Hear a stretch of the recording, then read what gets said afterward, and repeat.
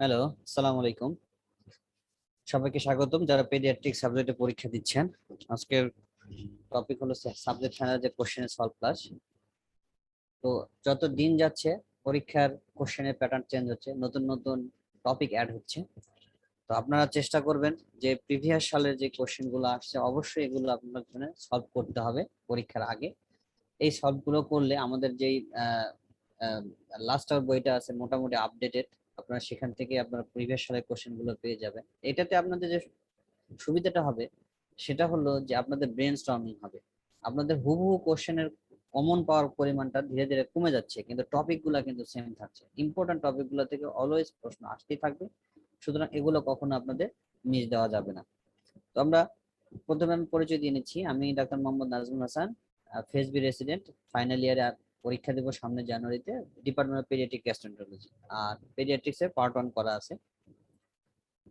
তো আমরা শুরু করি। তো প্রথম প্রশ্নটা হলো যে causes of communicating non obstructive hydrocephalus. আমরা জানি হাইড্রোকেফালাসটা হলো যে যে কোনো কারণে যদি আমাদের যে ভেন্ট্রিকল গুলো আছে, ব্রেনের ভেন্ট্রিকল গুলোতে আছে, সেখানে সিএসএফ এর পরিমাণ যদি বেড়ে যায় তাহলে আমরা সেই কন্ডিশন গুলাকে আমরা হাইড্রোকেফালাস বলি। অর্থাৎ ভেন্ট্রিকুলোমেগালাকে আমরা অনেক সময় মানে আলাদা টাইমে হাইড্রোকেফালাস বলতে পারবো। এতে আমাদের ওএফসির পরিমাণটা বেড়ে যাবে। এই হাইড্রোকেফালাসটা দুই ধরনের আছে, একটা হলো কমিউনিকেটিং আর নন কমিউনিকেটিং। নামেই বোঝা যাচ্ছে কমিউনিকেটিং মানে হলো প্রত্যেকটা ভেন্ট্রিকলের সাথে একটা ভেন্ট্রিকলের সাথে আরেকটা ভেন্ট্রিকল কমিউনিকেট থাকবে, মাঝখানে কোনো অবস্ট্রাকশন থাকবে না। তো তাহলে এখানে বোঝা যাবে তো কমিউনিকেটিং হাইড্রোকেফালাইটিস আমরা বুঝবো কিভাবে? সাধারণত এগুলো তো বাইরে থেকে ক্লিনিক্যালি বোঝার সুযোগ নাই, আমরা রেডিও ইমেজিং এর মাধ্যমে বুঝবো। তো সেই ক্ষেত্রে আমরা বুঝবো কি যে কমিউনিকেটিং এর ক্ষেত্রে প্রত্যেকটা ভেন্ট্রিকল সবগুলো সমানভাবে ডাইলেটেড থাকবে অথবা কম বেশি ডাইলেটেড থাকবে। আর নন কমেন্টিং মানে অবস্ট্রাকটিভ, যাতে কোনো এক জায়গায় যদি অবস্ট্রাকশন থাকে তাহলে বুঝতে পারবো যে জায়গায় অবস্ট্রাকশন থাকবে তার ডিস্টাল যে ভেন্ট্রিকলটা আছে সেই ডিস্টাল ভেন্ট্রিকলটা ডাইলেটেড থাকবে না অথবা নর্মাল থাকবে, আর প্রক্সিমাল যেগুলো আছে সেগুলো আমাদের ডাইলেটেড হয়ে যাবে। তো তাহলে আমাদের এই যে কমিউনিকেটিং হাইড্রোকেফালাস, এই যদি মেকানিজমটা যদি জানি আমরা তাহলে আমাদের এই কারণগুলো মনে রাখতে সুবিধা হবে। কমিউনিকেটিং হাইড্রোকেফালাস মানে হলো যে প্রত্যেকটা ভেন্ট্রিকুলার মাধ্যমে কানেকশন। তাহলে এই ক্ষেত্রে আমাদের মেন সমস্যাটা কি হবে যে যে কোনো কারণে যদি সিএসএফ যেটা আমাদের কন্টিনিউয়াসলি প্রোডাকশন হচ্ছে এবং সেটা কন্টিনিউয়াসলি অ্যাবজর্পশন হচ্ছে, যদি কোনো কারণে এই অ্যাবজর্পশনটা বাধাগ্রস্ত হয়, অর্থাৎ প্রোডাকশন যেভাবে হচ্ছে অ্যাবজর্পশন সে পরিমাণ হচ্ছে না, তাহলে সিএসএফ এর পরিমাণ বেড়ে যাবে, এটা একটা কারণ। অথবা কোনো কারণে যদি এক্সেসিভ সিএসএফ প্রোডাকশন হয় এবং এত পরিমাণ সিএসএফ প্রোডাকশন হচ্ছে যেটা অ্যাবজর্পশন করতে পারছে না, এইরকম যদি কোনো কারণে হয় তাহলে আমার কমিউনিকেটিং হাইড্রোকেফালাস হতে পারে, অর্থাৎ সিএসএফ এর পরিমাণ বেড়ে যাওয়া। আর নন আর অবস্ট্রাকটিভ আর নন কমিউনিকেটিং কজ কোনগুলা? যে যেইগুলোতে কোনো এক জায়গায় অবস্ট্রাকশন আছে, ফলে সিএসএফ এর যে নর্মাল ফ্লোটা আমরা জানি ল্যাটারাল ভেন্ট্রিকল থেকে থার্ড ভেন্ট্রিকল, থার্ড ভেন্ট্রিকল থেকে cerebral aqueduct, fourth ventricle, fourth ventricle থেকে সাবআরাকনয়েড স্পেসে যাবে। তো কোনো এক জায়গায় যদি কনজেনিটাল কোনো অ্যাবনর্মালিটি থাকে বা কোনো জায়গায় অবস্ট্রাকশন থাকে তাহলে আমার নন কমিউনিকেটিং অর অবস্ট্রাকটিভ হাইড্রোকেফালাস হবে। তাহলে এক্ষেত্রে বোঝা যাচ্ছে যে নন কমিউনিকেটিং বা অবস্ট্রাকটিভ হাইড্রোকেফালাস গুলো সাধারণত কনজেনিটাল হয়। তাহলে এই ক্ষেত্রে আমরা যদি জানি, এখানে আমাদের বলা হচ্ছে যে কনজেনিটাল যেগুলো আসবে সেগুলো আমার এখানে এই প্রশ্নের ক্ষেত্রে ফলস হবে। তাহলে অ্যাকুইডাক্টাল স্টেনোসিস, মেইনলি সেরেব্রাল অ্যাকুইডাক্টাল স্টেনোসিস যেটা, এটা একটা কনজেনিটাল অ্যানোমালি, সুতরাং এইটা কমিউনিকেটিং নয়, এটা হলো নন communicative, false. Choroid plexus papilloma, নাম দেখে মনে হচ্ছে যে প্যাপিলোমাটা হলো একটা কনজেনিটাল হতে পারে, কিন্তু খেয়াল রাখবেন এই করড প্লেক্সাস প্যাপিলোমাতে কি হয়, প্যাপিলোমা তৈরি হয়, এখান থেকে বেশি বেশি সিএসএফ প্রোডাকশন হয়, বেশি বেশি সিএসএফ তৈরি হয়, ফলে এটা কমিউনিকেটিং হাইড্রোকেফালাস উদাহরণ। সুতরাং বিটা ট্রু। ড্যান্ডি ওয়াকার সিনড্রোম, এটা একদম কনজেনিটাল অ্যানোমালি, সুতরাং এইটা হলো false. Leukaemic infiltrate, subarachnoid haemorrhage.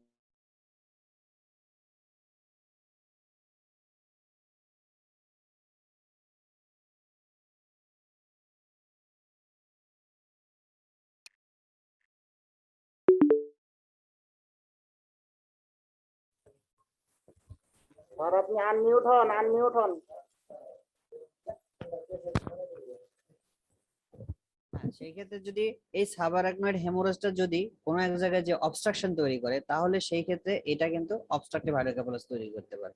সুতরাং এই সাবআরাকনয়েড হেমোরেজটা both communicating and non communicating দুইটাই হতে পারে। তাহলে আমরা যদি স্টেম গুলো যদি দেখি তাহলে এই ক্ষেত্রে বি, ডি এন্ড ইটা হলো ট্রু। এটা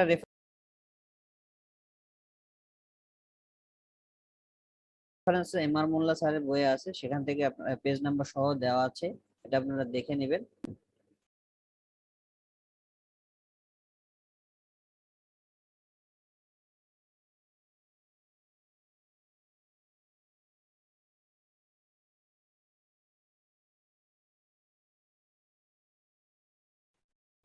তাহলে মেনলি মনে রাখার সুবিধা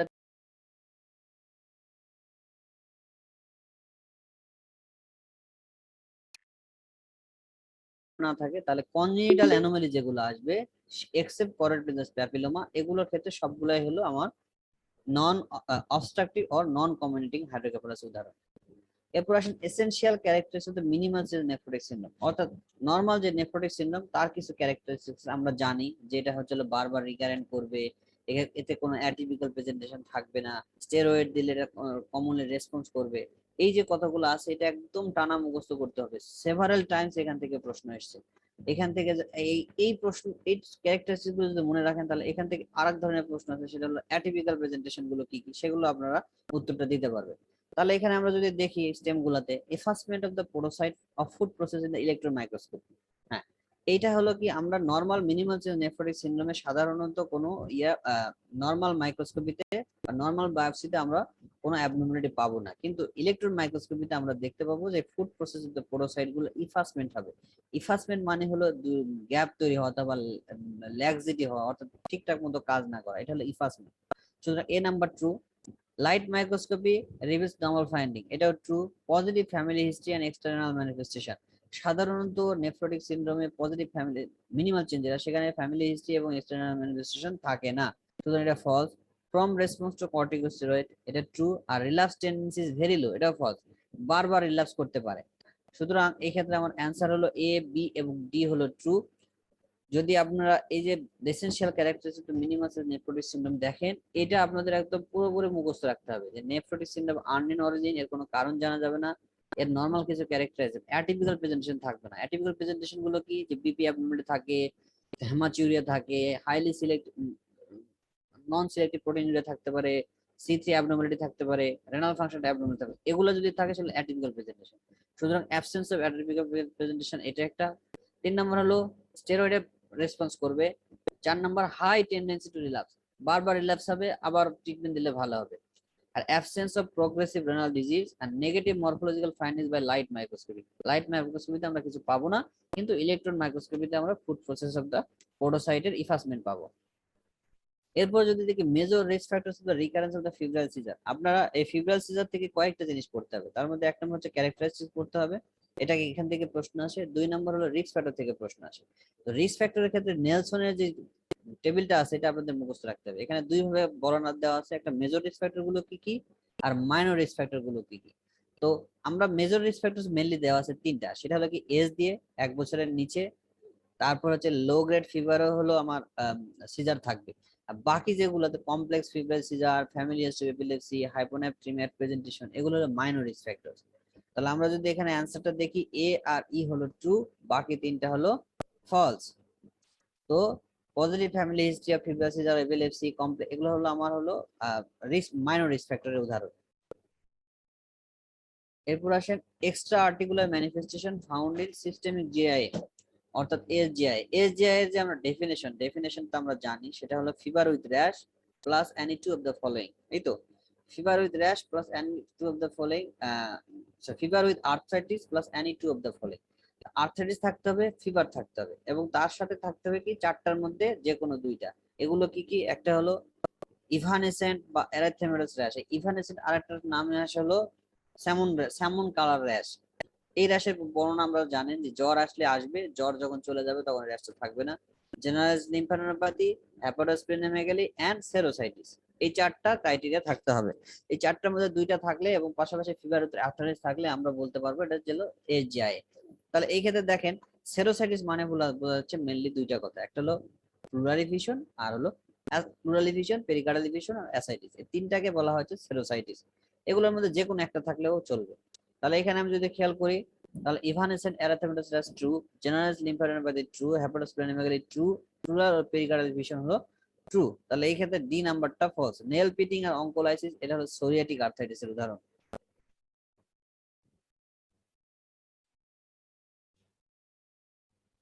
প্রশ্ন warning signs of dengue fever. আসলে এখান থেকে তো ব্যাখ্যা দেওয়ার কিছু নাই। ওয়ার্নিং সাইন অফ ডেঙ্গু ফিভারের ক্ষেত্রে বলা হচ্ছে যে যে কয়টা ক্রাইটেরিয়া দেওয়া আছে এগুলো আপনাদের মুখস্থ করতে হবে। কোথা থেকে? গাইডলাইন থেকে। ডেঙ্গির ক্ষেত্রে অবশ্যই গাইডলাইন তো ফলো করতে হবে। গাইডলাইনের ক্ষেত্রে কোনটা লেটেস্ট গাইডলাইন যেটা আছে সেটা আপনারা পড়বেন। তাহলে এই ক্ষেত্রে আমাদের ascites pleural effusion, positive tourniquet test, severe abdominal tenderness, tender hepatomegaly. দেখেন ascites, severe abdominal tenderness, tender hepatomegaly এগুলো হলো warning sign, but positive tourniquet test, narrow pulse pressure এগুলো আমার ওয়ার্নিং সাইন নয়। এই পজিটিভ ন্যারো পালস প্রেসারটা কোথা কিসের ক্ষেত্রে ইম্পর্টেন্ট? এটা পেশেন্টের শকে যাচ্ছে না শকে যাচ্ছে না, কম্পেনসেটরি শক বা ডিকম্পেনসেটরি শকে যাচ্ছে কিনা এটার জন্য important, not warning sign. Positive tourniquet test দিয়ে আমরা ডেঙ্গুকে ক্লাসিফিকেশন করব, এটা সিভিয়ার ডেঙ্গু না ডেঙ্গু হেমোরেজিক ফিভার না normal dengue fever. Positive tourniquet test মানে হলো ডেঙ্গু হেমোরেজিক ফিভার, কিন্তু এটা কিন্তু ওয়ার্নিং সাইন অফ ডেঙ্গু ফিভারের ক্রাইটেরিয়া নয়। সুতরাং আপনারা warning sign of dengue fever guideline থেকে পড়ে নেবেন, যে কয়েকটা আছে মুখস্থ করে ফেলবেন। এরপর আসি clinical features of autism. Autism এবং ADHD, attention deficit hyperactivity disorder, এই বেসিক দুইটা 3-4টা লাইন যেগুলো আছে প্রত্যেকটা ইয়ার ক্ষেত্রে পড়বেন। ইনভ্যারিয়েবলি প্রশ্ন আসে, অটিজম থেকে আসতে পারে অথবা এডিএইচডি থেকে আসতে পারে। সুতরাং এটা আপনাদের পড়ে নিতে হবে। মেইনলি অটিজমে আমাদের মেইন সমস্যা কি? এই তিনটা কথা, এটা সোশ্যাল অ্যান্ড পার্সোনাল ইন্টারাকশন থাকে না। 2 নাম্বার হলো রেস্ট্রিকটিভ এন্ড রিপিটেটিভ বিহেভিয়ার, অর্থাৎ যে কাজ করছে সেটাই করবে, বারবার করবে। এই মেন দুইটা হলো অটিজমের ক্ষেত্রে। আর এডিএইচডির ক্ষেত্রে বলা হচ্ছে কি, এডিএইচডির ক্ষেত্রে হাইপার অ্যাক্টিভিটি থাকবে এবং কারো কারো ক্ষেত্রে অ্যাটেনশন ডেফিসিট থাকবে। সুতরাং হাইপার অ্যাক্টিভিটি এবং অ্যাটেনশন ডেফিসিটের যে ক্রাইটেরিয়া গুলো আছে একবার রিডিং দিলে আপনারা পারবেন। তো দুইটা বেসিক পার্থক্যের ক্ষেত্রে আপনার অটিজমে যেহেতু মাত্র খুব অল্প সময় বোঝা যায় যে এই তিনটা জিনিস থাকলে আমি অটিজম, তাহলে সেগুলো আপনি ইয়ে করবেন। হেয়ারিং ইম্পেয়ারমেন্ট এটা অটিজমের পেশেন্টের থাকতে পারে, কিন্তু এটা কিন্তু ক্লিনিক্যাল ফিচার্স নয়, এটা অ্যাসোসিয়েটেড অ্যাবনর্মালিটি। ইম্পেয়ারমেন্ট আমাদের মোটর অ্যাক্টিভিটি, খেয়াল রাখবেন অটিজমে কখনো মোটর অ্যাক্টিভিটি কোনো সমস্যা হয় না। তো অর্থাৎ পেশেন্টের ঠিক সময়ে হাঁটা, ঠিক সময়ে বসা, এগুলো সাধারণত মোটর অ্যাক্টিভিটি কোনো ডিলেট থাকবে না, এগুলো থাকেই। Lack of attentiveness, hyper ADHD features. তাহলে ভার্বাল কমিউনিকেশন, রিপিটেটিভ বিহেভিয়ার, এই দুইটা হলো আমার অটিজমের ক্ষেত্রে ক্যারেক্টারিস্টিক। তাহলে অটিজমের ক্ষেত্রে বললাম ডি আর ই হলো ট্রু, উপরে হলো অ্যাসোসিয়েশন, বি এন্ড সি এগুলা, বি তে কখনো অটিজমের কোনো প্রবলেম থাকবে না মোটর অ্যাক্টিভিটিতে, আর সিটা হলো এডিএইচডি ফিচার। তাহলে দেখেন autism there is no sensory motor deficit, এটা হলো 1 নাম্বার ক্যারেক্টারিস্টিক। কোনো সেন্সরি মোটর ডেফিসিটের কোনো থাকবে না, কিন্তু পারসিস্টেন্ট ডেফিসিট থাকবে কোথায়? সোশ্যাল কমিউনিকেশনে, কমিউনিকেশন ইন্টারাকশনের সমস্যা থাকবে, রেস্ট্রিক্টেড এন্ড রিপিটেটিভ বিহেভিয়ার থাকবে, আর সারাউন্ডিং ইন্টারেস্ট ও অ্যাক্টিভিটিস থাকবে না। এই 3 থেকে 4টা ক্রাইটেরিয়া মনে রাখলে অটিজম পড়া শেষ। এন্ট্রি পরীক্ষার জন্য অটিজম থেকে বিস্তারিত পড়ার দরকার নেই, যে কিভাবে করে, কিভাবে ডায়াগনোসিস করে, কি ট্রিটমেন্ট দিবেন, এগুলো অত ইম্পর্টেন্ট নয়, কিন্তু কিভাবে ডায়াগনোসিস করতে পারবেন এটা important. Regarding Henoch Schonlein purpura or HSP, খুবই ইম্পর্টেন্ট একটা টপিক। এখান থেকে প্রশ্ন আসেই, ঘুরে ইনভ্যারিয়েবলি প্রশ্ন আসে। এখান থেকে আমাদের পড়তে হবে কি কি ধরনের সিস্টেম ইনভলভমেন্ট করে, র্যাশের বর্ণনাটা কি, আর স্টেরয়েড কোন কোন কন্ডিশনে এইচএসপি থাকলে দিতে হয়। তো এই যে এগুলো হলো বেসিক। আর কি আমার হলো ডায়াগনোসিস করবো কিভাবে, ডায়াগনোসিস হলো আমি স্কিন বায়োপসি করি, স্কিন বায়োপসিতে আমি কি ফাইন্ডিংস পাবো, এই দুটা ইম্পর্টেন্ট। তো লিউকোসাইটোপ্লাস্টিক ভাস্কুলাইটিস, এটা এক ধরনের ভাস্কুলাইটিস। এখান থেকে আপনাদের আরেকটা জিনিস করতে হবে, যেটা সেটা হলো যে লার্জ সাইজ ভাস্কুলাইটিস কি আছে, মিডিয়াম সাইজ আর্টারি ভাস্কুলাইটিস কি আছে, আর স্মল সাইজ ভাস্কুলাইটিস কি কি আছে। তো এই তিনটার উদাহরণগুলো খুব important.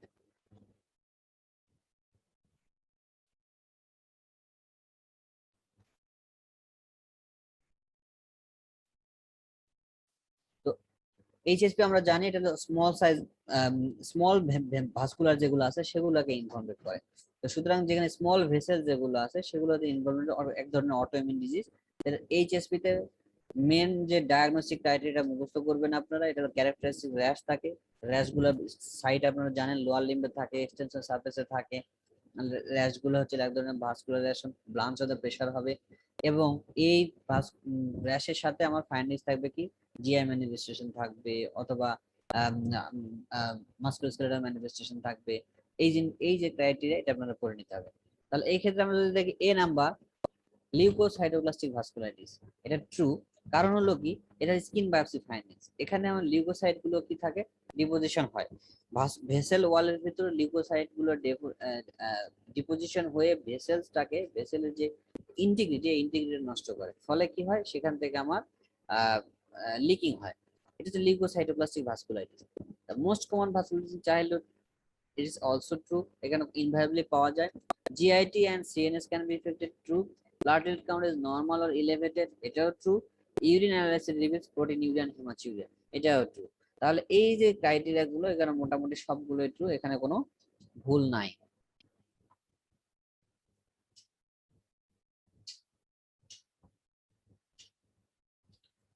Causes of neonatal cholestasis. Neonatal cholestasis একটা ইম্পর্টেন্ট টপিক। পেডিয়াট্রিক্স এর চান্স পাওয়ার পর নিউনাটাল কোলেস্টাসিস ছাড়া আপনার পেডিয়াট্রিক্স কভার হবে না। এই নিউনাটাল কোলেস্টাসিস এত ইম্পর্টেন্ট একটা টপিক, এটা ফেজ এতে আসে, ফেজ বি তে আসে, এফসিবিএস পরীক্ষা আসে, both long case, written, short case, সব জায়গাতে। নিউনাটাল কোলেস্টাসিস এর part and parcel of the paediatrics. And neonatal cholestasis যদি কেউ কোনো প্রশ্ন না পারে এই এন্ট্রি পরীক্ষার পরে, মানে গ্রস মিস্টেক হিসেবে ধরা হয়। নিউনাটাল কোলেস্টাসিস এইরকম গুরুত্বপূর্ণ। তো আপনাদের এন্ট্রি পর্যায়ে নিউনাটাল কোলেস্টাসিস থেকে কি পড়বেন? এন্ট্রি পর্যায়ে নিউনাটাল কোলেস্টাসিস থেকে পড়তে হবে যে এর নিউনাটাল কোলেস্টাসিসের কার্ডিনাল ফিচার্স কি। এক। 2 নাম্বার হলো নিউনাটাল কোলেস্টাসিস আমরা কখন বলি। 3 নাম্বার নিউনাটাল কোলেস্টাসিসের কজ গুলো কি কি, এগুলো আমাদের ইম্পর্টেন্ট। 4 নাম্বার কথা হলো যে কি ইনভেস্টিগেশনের মধ্যে আমরা বুঝবো নিউনাটাল কোলেস্টাসিস। তাহলে এই বেসিক যে জিনিসগুলো সেগুলো আপনাদের জানতে হবে। তো নিউনাটাল কোলেস্টাসিস মানে হলো যে কোলেস্টারিক জন্ডিস, অর্থাৎ অবস্ট্রাকটিভ জন্ডিস। এখানে আমাদের ডিরেক্ট হাইপারবিলিরুবিন থাকবে। কতটুকু থাকবে সেটা আপনারা জানেন, যে 5 মিলিগ্রাম যদি টোটাল বিলিরুবিন যদি 5 গ্রাম পার মিলিগ্রাম পার ডেসিলিটার হয়, তাহলে more than 1 milligram per decilitre হতো ডিরেক্ট। আর যদি এর বেশি হয়, 5 মিলিগ্রামের বেশি হয়, তাহলে টোটালে 20% এর বেশি যদি ডিরেক্ট থাকে, তখন সেটাকে আমরা বলবো কোলেস্টারিক জন্ডিস বা কনজুগেটেড হাইপারবিলিরুবিন। এই নিউনাটাল কোলেস্টাসিসের ক্যারেক্টারিস্টিক ফাইন্ডিং 4টা। কি কি?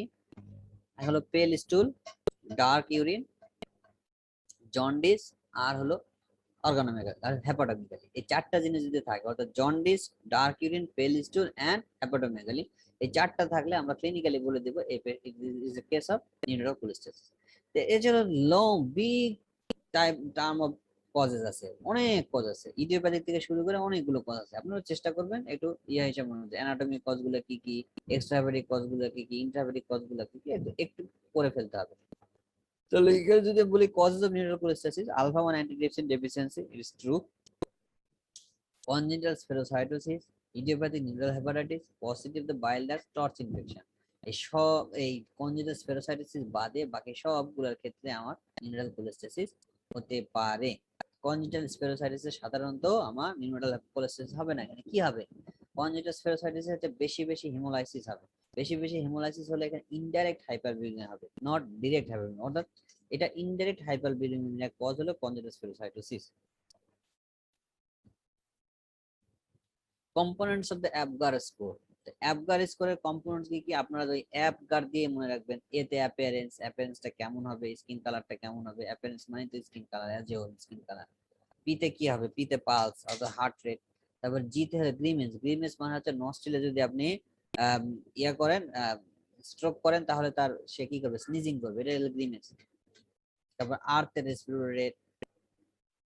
তাহলে এই অ্যাপগার স্কোর দিয়ে আপনি বুঝতে পারবেন। তাহলে heart rate, primitive reflex, respiratory rate, skin colour, এর মধ্যে কি দেখা যাচ্ছে? হার্ট রেট, রেসপিরেটরি রেট আর স্কিন কালার, এই তিন, হার্ট রেট, মাসল টোন আর স্কিন কালার, এই তিনটা হলো আপনার অ্যাপগার স্কোরের ক্রাইটেরিয়া। কিন্তু primitive reflex and respiratory rate এইটা আমার অ্যাপগার স্কোরের মধ্যে নাই। তাহলে অ্যাপিয়ারেন্স, স্কিন কালার, অ্যাক্টিভিটি মানে হচ্ছে muscle tone, heart rate, respiratory pattern, rate কিন্তু না, রেসপিরেটরি প্যাটার্নটা কেমন এর উপর নির্ভর করবে। আর রিফ্লেক্স, ইরিটেবিলিটি, তার মানে হচ্ছে গ্রিমেস। তাহলে আমি যদি এখানে যদি দেখি অ্যাপগার দিয়ে, এতে হলো অ্যাপিয়ারেন্স, পিতে হলো পালস বা হার্ট রেট, অ্যাপিয়ারেন্স দিয়ে আমি স্কিন কালার, জিতে হলো গ্রিমেস মানে হচ্ছে রিফ্লেক্স টু নস্ট্রিল, এতে হলো অ্যাক্টিভিটি মানে মাসল অ্যাক্টিভিটি, এটা হচ্ছে মাসল টোন, আর আরতে হলো respiratory pattern, not respiratory rate. এটা এটা একটু মাথায় রাখবেন, এই রেসপিরেটরি রেট আর রেসপিরেটরি প্যাটার্নের মধ্যে না ভুল না হয়। রেসপিরেটরি প্যাটার্ন মানে কি? যে চেস্ট ইনড্রয়িং হচ্ছে কিনা, তারপরে ফ্লেয়ারিং অফ দ্য নোজ আছে কিনা, অর্থাৎ ফিচার্স অফ রেসপিরেটরি ডিজিজ আছে কিনা, তারপরে সুপ্রাস্টানাল রিসেশন আসে কিনা, এগুলো আমরা দেখি। তাহলে অ্যাবগার স্কোর থেকে তো অ্যাবগার তো পড়বেন, আর স্কোরিং সিস্টেমটা আপনাদের পড়তে হবে, কি কত থেকে কত হলো নরমাল, কার নিচে আসলে সিভিয়ার, এটা আপনাদের পড়তে হবে। এরপর আসেন cause of acute kidney injury. Acute kidney injury থেকে কয়েকটা জিনিস ইম্পর্টেন্ট, তার মধ্যে 1 নম্বর ইম্পর্টেন্ট হলো যে cause, pre renal, renal, post renal, এভাবে পড়তে হবে। 2 নম্বর হলো এই একেআই এর ক্ষেত্রে আর যেটা পড়তে হবে, এই একেআই এর যে বায়োকেমিক্যাল চেঞ্জ গুলো হয়, অর্থাৎ ব্লাড ইউরিয়া নাইট্রোজেন কেমন হয়, তারপরে হচ্ছে সেরাম ক্রিয়েটিনিন কেমন হয়, এগুলো কেমন হয়, এটা আপনি জানতে হবে। 3 নম্বর হলো ডায়ালাইসিস কোন কোন ক্ষেত্রে লাগে, কি কি ইন্ডিকেশন অফ দ্য ডায়ালিসিস আছে। 4 নম্বর হলো এই একেআই থেকে হাইপার ক্যালিমিয়ার ম্যানেজমেন্ট কি কি, হাইপার ক্যালিমিয়ার ইসিজি ফাইন্ডিংস গুলো কেমন হয়। তাহলে এই জিনিসগুলো আপনার একেআই থেকে পড়তে হবে। তাহলে প্রিরেনাল কজ, অর্থাৎ প্রিরেনাল মানে হলো যেসব কন্ডিশনে কিডনি পারফিউশন কমে যাবে, অর্থাৎ কিডনিতে আমার হাইপোভলিমিয়া হচ্ছে, হাইপোভলিমিয়ার কারণ, অর্থাৎ বডিতে যেসব কারণে হাইপোভলিমিয়া হতে পারে, হাইপোপারফিউশন হতে পারে, সেই কন্ডিশনগুলো প্রিরেনাল কজ। তাহলে কনজেস্টিভ হার্ট ফেলিওর, হার্ট যদি ফেল করে তাহলে হার্ট সেইভাবে পাম্প করতে পারবে না, হাইপোপারফিউশন হবে, রেনাল পারফিউশন কমে যাবে। পরে এটা true. Gram positive septicaemia, haemolytic uraemic syndrome, obstructive nephropathy, tumour lysis syndrome. Tumour lysis syndrome, obstructive nephropathy not prerenal cause. এরপর হচ্ছে Gram positive septicaemia, congestive heart failure, এই দুটো কন্ডিশনে হাইপোভলিমিয়া হয়, কিন্তু হিমোলাইটিক ইউরেমিক সিনড্রোম এই ক্ষেত্রে আমার হাইপোভলিমিয়া হয় না, এই ক্ষেত্রে রেনাল প্রবলেম হয়। সুতরাং এটাও আমার প্রি রেনাল কজ, মানে প্রি রেনাল কজ নয়। তাহলে প্রি রেনাল কজ এখানে আসলো congestive heart failure and gram positive septicaemia. 15-month-old toddler can be able to do the following। দেখেন এই জিনিস, এই প্রশ্নটা মুখস্থ রাখা খুব কঠিন। মানে 1 বছরের বাচ্চাটা কি কি ধরনের হয়, 2 বছরের বাচ্চা কিরকম হয়, 1.5 বছরের বাচ্চারা কিরকম হয়। আবিদ হোসেন মোল্লা স্যারের বই অথবা এমআর খান স্যারের বই যেখান থেকে পড়েন না কেন, আপনারা যেটা পড়তে হবে, আপনারা খেয়াল করবেন, আপনারা যে কোনো একটা বাচ্চাকে মাথায় রেখে চিন্তা করবেন। যদি আপনার আত্মীয় স্বজন বা নিজেদের কোনো বাচ্চা থাকে, তাহলে আপনারা খেয়াল করবেন যে আপনার বাচ্চাটা নর্মাল বাচ্চাটা কোন বয়সে কি কি শিখছে। আপনার এইভাবে যদি একটু কম্পেয়ার করে পড়ার চেষ্টা করেন, তাহলে আপনার মনে থাকবে। আপনাদের এখানে এই ডেভেলপমেন্ট মাইলস্টোনের ক্ষেত্রে আপনাদের যে মোটর, যে এরিয়া গুলো আছে, গ্রোথ এন্ড ডেভেলপমেন্ট ডোমেন যেগুলো আছে, যে মোটর, তারপরে স্পিচ, তারপরে হচ্ছে ব্রেন ডেভেলপমেন্ট, এরপরে এই যেভাবে আলাদা করে আছে সবগুলো ওইভাবে আপনাদের পড়তে হবে, যে কোন কোনটা পড়বেন। 1 বছর, 1.5 বছর, 2 বছর, এই তিনটা ইম্পর্টেন্ট। 1 বছর, 1.5 বছর, 2 বছর। এখানে যদিও 15 মাস দেওয়া আছে, কিন্তু 1 বছর, 1.5 বছর, 2 বছর এগুলো আপনাদের রিটেনের জন্য, মানে পরবর্তীতে রিটেন পরীক্ষাতেও আসে, কিন্তু এখন তো এন্ট্রি পরীক্ষার জন্য আপনারা এই 4টা ক্রাইটেরিয়া গুলো পড়ার চেষ্টা করবেন, যে কখন হাঁটা শিখে, কয়টা কথাবার্তা বলতে শিখে, এইভাবে। তো এটা আসলে আলাদা করে আপনাদেরকে মানে বোঝানোর কোনো কিছু নাই, একটু কয়েকবার রিডিং দিবেন এবং পরীক্ষার হলে আসার আগে একবার রিডিং দিবেন, তাহলে আপনাদের মনে রাখতে সুবিধা হবে। এই ক্ষেত্রে এখানে অ্যান্সার ঠিক আছে, A C D E. B number 3 or more parts of the body, এটা 15 মাসে না, এটা হলো আপনার 18 থেকে 20 মাসে বয়সে করতে পারে। Following R associated increase risk for acute lymphoblastic leukaemia.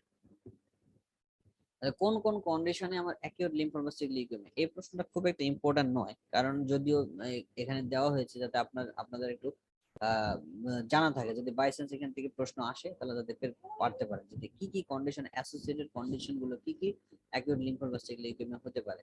এটা এখানে আসলে মানে ব্যাখ্যা দেওয়ার কিছু নাই, টানা মুখস্থ করতে হবে।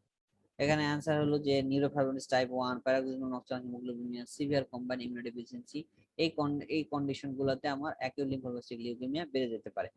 এখানে বিগ লিস্ট অফ দেওয়া আছে, যে ডাউন সিনড্রোম, তারপরে হলো Fanconi anaemia, Bloom syndrome, Diamond Blackfan syndrome, Shwachman Diamond syndrome, neurofibromatosis, কয়েকটা দেওয়া আছে, যতগুলো আপনারা একবার রিডিং দিবেন। এর আগে প্রিভিয়াস সালের প্রশ্ন যে রিপিটেড, এই জায়গা থেকে রিপিটেড হয়েছে বিষয়টা এরকম না, তবে আপনাদের জেনে থাকাটা ভালো, নাইস টু নো আর কি। In which of the following cases is breast feeding contraindicated. এখন দেখে ব্রেস্ট ফিডিং কন্ট্রাইন্ডিকেটেড ক্ষেত্রে, কন্ট্রাইন্ডিকেশনের ক্ষেত্রে দুইটা জিনিস খেয়াল রাখতে হবে, কি মাদারের কন্ট্রাইন্ডিকেশন কি আর বেবির কন্ট্রাইন্ডিকেশন। বেবির ক্ষেত্রে অ্যাবসলিউট কন্ট্রাইন্ডিকেশন একটাই, সেটা হলো গ্যালাক্টোসেমিয়া। যদি কোনো বাচ্চার গ্যালাক্টোসেমিয়া থাকে তাহলে একদম ফুল অ্যাবসলিউট কন্ট্রাইন্ডিকেশন। আর কোনো বেবির কোনো ক্রাইটেরিয়া নাই যে কারণে ব্রেস্ট ফিডিংটা কন্ট্রাইন্ডিকেটেড হবে। ঠিক আছে, তো তাহলে আর কি মাদারের ক্ষেত্রে কিছু থাকতে পারে। মাদারের ক্ষেত্রে কি যেই জায়গা থেকে বা ব্রেস্টের নিপলে যদি কোনো অ্যাবনর্মালিটি থাকে, ট্রানজিয়েন্ট পিরিয়ড পর্যন্ত তাকে ব্রেস্ট ফিডিং কন্ট্রাকশন করা হয়, কিন্তু অ্যাবসলিউট না, কিন্তু ট্রানজিয়েন্ট ওগুলো। আর অ্যাবসলিউট কন্ট্রাইন্ডিকেশন উদাহরণ একটাই, সেটা হলো গ্যালাক্টোসেমিয়া। তাহলে এখানে যদি baby with breast feeding jaundice, এটা কি কন্ট্রাইন্ডিকেশন? নো। এইচবিসিজি positive mother? No. HIV? No. Mother taking anti TB drug? No. Mother taking cytotoxic chemotherapy? এটা কিছু কিছু ক্ষেত্রে মাদারের কিছু কিছু সাইটোটোক্সিক কেমোথেরাপি যদি বাচ্চা ড্রাগস খেয়ে থাকে, তাহলে এই ক্ষেত্রে আমার হলো এটা ট্রু কন্ট্রাইন্ডিকেশন। ট্রানজিয়েন্ট যতদিন পর্যন্ত সে মা ওই ড্রাগসটা খাবে, সেই ক্ষেত্রে আমার এই ব্রেস্ট ফিডিংটা কন্ট্রাইন্ডিকেটেড। এখানে অনেকগুলো রেফারেন্স দেওয়া আছে, আপনারা দেখে নেবেন। তো মনে রাখার সুবিধা, আপনারা খেয়াল রাখেন, একটা হলো বেবির জন্য হলো গ্যালাক্টোসেমিয়া, মায়ের জন্য যদি কেমোথেরাপিটিক বা সাইটোটক্সিক কেমোথেরাপিটিক্স পায়, যেগুলো সাইটোটক্সিক নয় সেগুলো সেই ধরনের কেমোথেরাপি পেলে কিন্তু খেতে পারবে। 3 নাম্বার হলো যদি মায়ের নিপলে কোনো প্রবলেম থাকে, সেটার ক্ষেত্রে ট্রানজিয়েন্ট কন্ট্রাইন্ডিকেশন আছে। Pathological causes of the short stature. Short স্টেচারের ক্ষেত্রে আপনাদের যেটা পড়তে হবে কয়েকটা জিনিস। একটা হলো শর্ট স্টেচার কাকে বলে, ডেফিনেশন। 2 নাম্বার হলো শর্ট স্টেচারের কারণগুলো কি কি। 3 নাম্বার হলো শর্ট স্টেচার ক্লাসিফিকেশন, যে এটা জেনেটিক শর্ট স্টেচার, কনস্টিটিউশনাল শর্ট স্টেচার না প্যাথোলজিক্যাল শর্ট স্টেচার। তিনটার ক্ষেত্রে কি ধরনের ডেফিনেশনটা একটু জেনে রাখবেন যে কোনটাকে কি বলা হয়। 4 নাম্বার হলো এই শর্ট স্টেচারের ক্ষেত্রে ইয়ার ক্ষেত্রে ইম্পর্টেন্ট ইনভেস্টিগেশন আছে হলো বোন এজ দেখতে হলে কি এক্সরে করা হয়, এবং কোন ক্ষেত্রে কোন বয়সে কতটুকু এক্সরে ফাইন্যান্স কিরকম, এই জিনিসগুলো আপনাদের জানতে হবে। তাহলে pathological causes of short stature: acute hypothyroidism, true. Constitutional and familial short stature, এই দুটা কন্ডিশন হলো, এগুলো হলো প্যাথোলজিক্যাল নয়, এগুলো হলো কনস্টিটিউশনাল, এগুলো হলো ফ্যামিলিয়াল, বা এগুলো কোনো প্যাথোলজিক্যাল কোনো কজ। প্যাথোলজিক্যাল শর্ট স্টেচার বলতে কি বোঝাচ্ছে, কোনো ডিজিজ কন্ডিশন যদি থাকে, যেমন হাইপোথাইরয়েডিজম, এরপরে হলো গ্রোথ হরমোন গ্রোথ হরমোন কি deficiency or decrease growth hormone, এগুলো যদি থাকে, এগুলো হলো pathological short stature. Inflammatory bowel disease, Klinefelter syndrome. Klinefelter syndrome কিন্তু শর্ট স্টেচারের কজ নয়, এটা কিন্তু আমার টল স্টেচারের কজ। 4 নম্বর হলো ইনফ্লামেটরি বাউল ডিজিজ, আইবিডি তে কিন্তু শর্ট স্টেচার হয়, সুতরাং এটা একটা প্যাথোলজিক্যাল কজ। তাহলে এই ক্ষেত্রে আমরা যদি অ্যানসার যদি পাই, আমরা এ আর ডি হলো প্যাথোলজিক্যাল শর্ট স্টেচারের কজ, বাকি সবগুলো ফলস। এগুলো হলো নরমাল, প্যাথোলজিক্যাল মানে ফিজিওলজিক্যাল, এন্ড ক্লিনফিল্ডার সিনড্রোমটা হলো টল স্টেচারের cause, not short stature. Regarding von উইলিয়াম ডিজিজ, ভন উইলিয়াম ফ্যাক্টর ডেফিসিয়েন্সি থাকলে আমার ভন উইলিয়াম ডিজিজ হয়। তাহলে সুতরাং এই ক্ষেত্রে আমার ভন উইলিয়াম ফ্যাক্টর এটা কি, কোয়াগুলেশন ফ্যাক্টর, ব্লাড কোয়াগুলেশনে হেল্প করে। তাহলে এই ক্ষেত্রে কি হবে, ব্লিডিং টাইম বাড়বে, ক্লটিং টাইম বাড়বে। আর যেহেতু কোয়াগুলেশন ফ্যাক্টর এটা কাজ করে সাধারণত কমন পাথ হইতে, সুতরাং এই ক্ষেত্রে আমার এপিডিটি প্রলং হবে। কিন্তু এই ক্ষেত্রে পিটি প্রথম মিনিটে এবং আয়নের কোনো চেঞ্জ হবে না। তাহলে এই ক্ষেত্রে যদি এপিডিটি প্রলং ট্রু, বিটি এন্ড সিটি নরমাল, এটা ফলস। এখানে ব্লিডিং টাইম ক্লটিং টাইম বাড়ে, আইএনআরটা হাই, এটাও ফলস। কারণ পিটি এবং আইএনআর কোনো চেঞ্জ হবে না ভন উইলিয়াম ডিজিজে, কারণ এখানে আমার যে লিভার রিলেটেড যে ক্লটিং ফ্যাক্টর গুলো আছে 2, 7, 9, 10, এটার অ্যাবনর্মালিটি হয় না। আর ভন উইলিয়াম ফ্যাক্টর লেভেল রিডিউস হতে পারে অথবা অ্যাবসেন্ট থাকতে পারে, সুতরাং ট্রু। এখানে এ আর ই ট্রু, বাকিগুলো false. Features to be seen in kwashiorkor. Paediatrics আরেকটা ইম্পর্টেন্ট টপিক হলো স্যাম, সিভিয়ার অ্যাকুট ম্যালনিউট্রিশন। এর মধ্যে আছে ম্যারাসমাস এবং কোয়াশিয়ারকর। ম্যারাসমাস কেন হয়, কোয়াশিয়ারকর কেন হয়, আপনারা সবাই জানেন। এই ক্ষেত্রে আপনাদের যেটা ম্যারাসমাসে কি কি ধরনের ফাইন্ডিংস পাওয়া যায়, কোয়াশিয়ারকরে কি কি ধরনের ফাইন্ডিংস হয়, বিশেষ করে স্কিন ম্যানিফেস্টেশন গুলো কি কি, যেমন হলো mosaic pattern, crazy pavement dermatosis, তারপরে হলো flaky paint dermatosis, baggy pants dermatosis. এই জিনিসগুলো যেগুলো কোনটা কি ধরনের কোথায় কোথায় পাওয়া যায়, এই জিনিসগুলো আপনারা পড়বেন। আবিদ হোসেন মোল্লা স্যারের বই সুন্দর ছবি দিয়ে দেখে দেওয়া আছে যে কোন ধরনের ডার্মাটোসিস কোনটা। তো ম্যারাসমাসে আমরা জানি সাধারণত প্রোটিনের ডেফিসিয়েন্সি, ম্যারাসমাস সাধারণত কি ক্যালোরি ডেফিসিয়েন্সির কারণে ম্যারাসমাস হয়, সুতরাং পেশেন্ট কি হবে, ওয়াস্টেড থাকবে বেশি। আর কোয়াশিয়ারকরে কি হয়, প্রোটিন ডেফিসিয়েন্সি হয়, সুতরাং ইডেমাটাস বেশি থাকে। প্রোটিন ডেফিসিয়েন্সি থাকার কারণে, ইডেমা থাকার কারণে এখানে এখানে মেনলি সমস্যা হয় হলো কি স্কিন প্রবলেম গুলো তো হয়, পাশাপাশি মেন্টাল চেঞ্জ হতে পারে, লস অফ অ্যাপেটাইট হতে পারে, এগুলো হতে পারে। তাহলে ফ্ল্যাকি পেন ডার্মাটোসিস কোয়াশিয়ার করে হয়, true. Loss of appetite, true. Mental apathy, true. Visible wasting and wise and face, এগুলো সাধারণত ম্যারাসমাসের findings. Fulminant hepatic failure may show the following laboratory findings. দেখেন fulminant hepatic failure অথবা acute hepatic failure কাকে বলে, যে ডেফিনেশনটা, যে biochemical evidence of acute liver failure। 2, no clinical evidence of chronic liver disease। 3 number hepatic base coagulopathy. Hepatic base coagulopathy কি, সেটা হলো কি যে প্রথম দিন টাইম যদি 15 সেকেন্ডের কম হয় অথবা আইএনআর লেস দ্যান 1.5 হয় এবং তার সাথে যদি হেপাটিক এনকেফালোপ্যাথি থাকে, অথবা যদি আইএনআর মোর দেন 2, প্রথম মিনিটায় মোর দেন 20 থাকে, এবং এক্ষেত্রে হেপাটিক এনকেফালোপ্যাথি থাকতেও পারে নাও থাকতে পারে, এই কন্ডিশন গুলো যদি ফুলফিল করে তাকেই আমরা বলি acute liver failure and fulminant hepatic failure. এই যে অ্যাকিউট লিভার ফেলিওর বা ফালমিনেন্ট হেপাটিক ফেলিওর, এটা তো কোয়াগুলোপ্যাথি থাকছে, হেপাটিক এনকেফালোপ্যাথি থাকছে, এটা একটা ক্যারেক্টারিস্টিক ফাইন্ড। তাহলে বায়োকেমিক্যাল চেঞ্জ কি কি হয়? লিভার একটা পাওয়ার হাউস আমরা জানি। অ্যাকিউট লিভার ফেলিওর কি কন্ডিশন হয় আমরা জানি, বডির যত অ্যামোনিয়া আছে বা নাইট্রোজেন আমাদের ইন্টেস্টাইনে যেটা প্রডিউস হয় সেটা আমাদের লিভারে যায়। এই অ্যামোনিয়াটা কি করে, লিভারে যে ইউরিয়া সাইকেলের মাধ্যমে অ্যামোনিয়া থেকে ইউরিয়া তৈরি হয়। তাহলে লিভার যদি ফেল করে তাহলে অ্যামোনিয়া থেকে ইউরিয়া তৈরি হতে পারবে না, তাহলে এই ক্ষেত্রে আমার হাইপার অ্যামোনিমিয়া হবে, আর ব্লাড ইউরিয়া লেভেল কি হবে, কম থাকবে। এটা একটা কন্ডিশন। 2 নাম্বার, এই লিভার ফেলিওর যদি হয় আমার ব্লাড, লিভার থেকে গ্লুকোনিজেনেসিস হতে পারবে না ভালো মতো, তাহলে কি গ্লুকোজের অ্যাবনর্মালিটি থাকবে, হাইপোগ্লাইসিমিয়া থাকবে। আর হাইপোগ্লাইসিমিয়া থাকলে আমরা জানি অ্যানারোবিক গ্লাইকোলাইসিস বেড়ে যায়, ফলে ল্যাকটিক অ্যাসিডোসিস থাকবে, তাহলে মেটাবলিক অ্যাসিডোসিস হবে। তাহলে এইভাবে যদি আমরা মনে করার চেষ্টা করেন তাহলে বায়োকেমিক্যাল অ্যাবনর্মালিটি গুলো কি কি সেটা আমরা বুঝতে পারবেন। তাহলে একই hyperkalaemia, acute liver failure সাধারণত হাইপার ক্যালিমিয়া হয় না, হাইপোক্যালিমিয়া হয়। 2 number, low platelet count. Yes, platelet count কমে যেতে পারে, বিভিন্ন কারণে প্লাটলেট কাউন্ট কমতে পারে। এক্ষেত্রে অ্যাকিউট লিভার ফেলিওরে কি হয়, ডিআইসি হয়, ডিআইসি হলে থ্রম্বোসাইটোপেনিয়া হতে পারে। এক, সেপসিস থাকতে পারে, সেপসিসে কি থাকে, কনজাম্পশন হতে পারে, অ্যাকিউট লিভার কনজাম্পশন হয় of the platelet and other clotting factor, platelet count কম হতে পারে। লো গ্রেড হেমোলাইসিস হয়, সুতরাং প্লাটলেট কাউন্ট কম হতে পারে, বিভিন্ন কারণে আমার প্লাটলেট কাউন্ট কম হতে পারে, সে প্লাটলেট কাউন্ট কম। 3 নাম্বার হচ্ছে মেটাবলিক অ্যাসিডোসিস, ট্রু। কেন মেটাবলিক অ্যাসিডোসিস বলছি? 4 নাম্বার, প্রলং প্রথম মিন টাইম। ইয়েস, এটা তো ডায়াগনোসিস। লিভার ফেলিওর বলতে হলে প্রথম মিন টাইম তো বেশি থাকতেই হবে।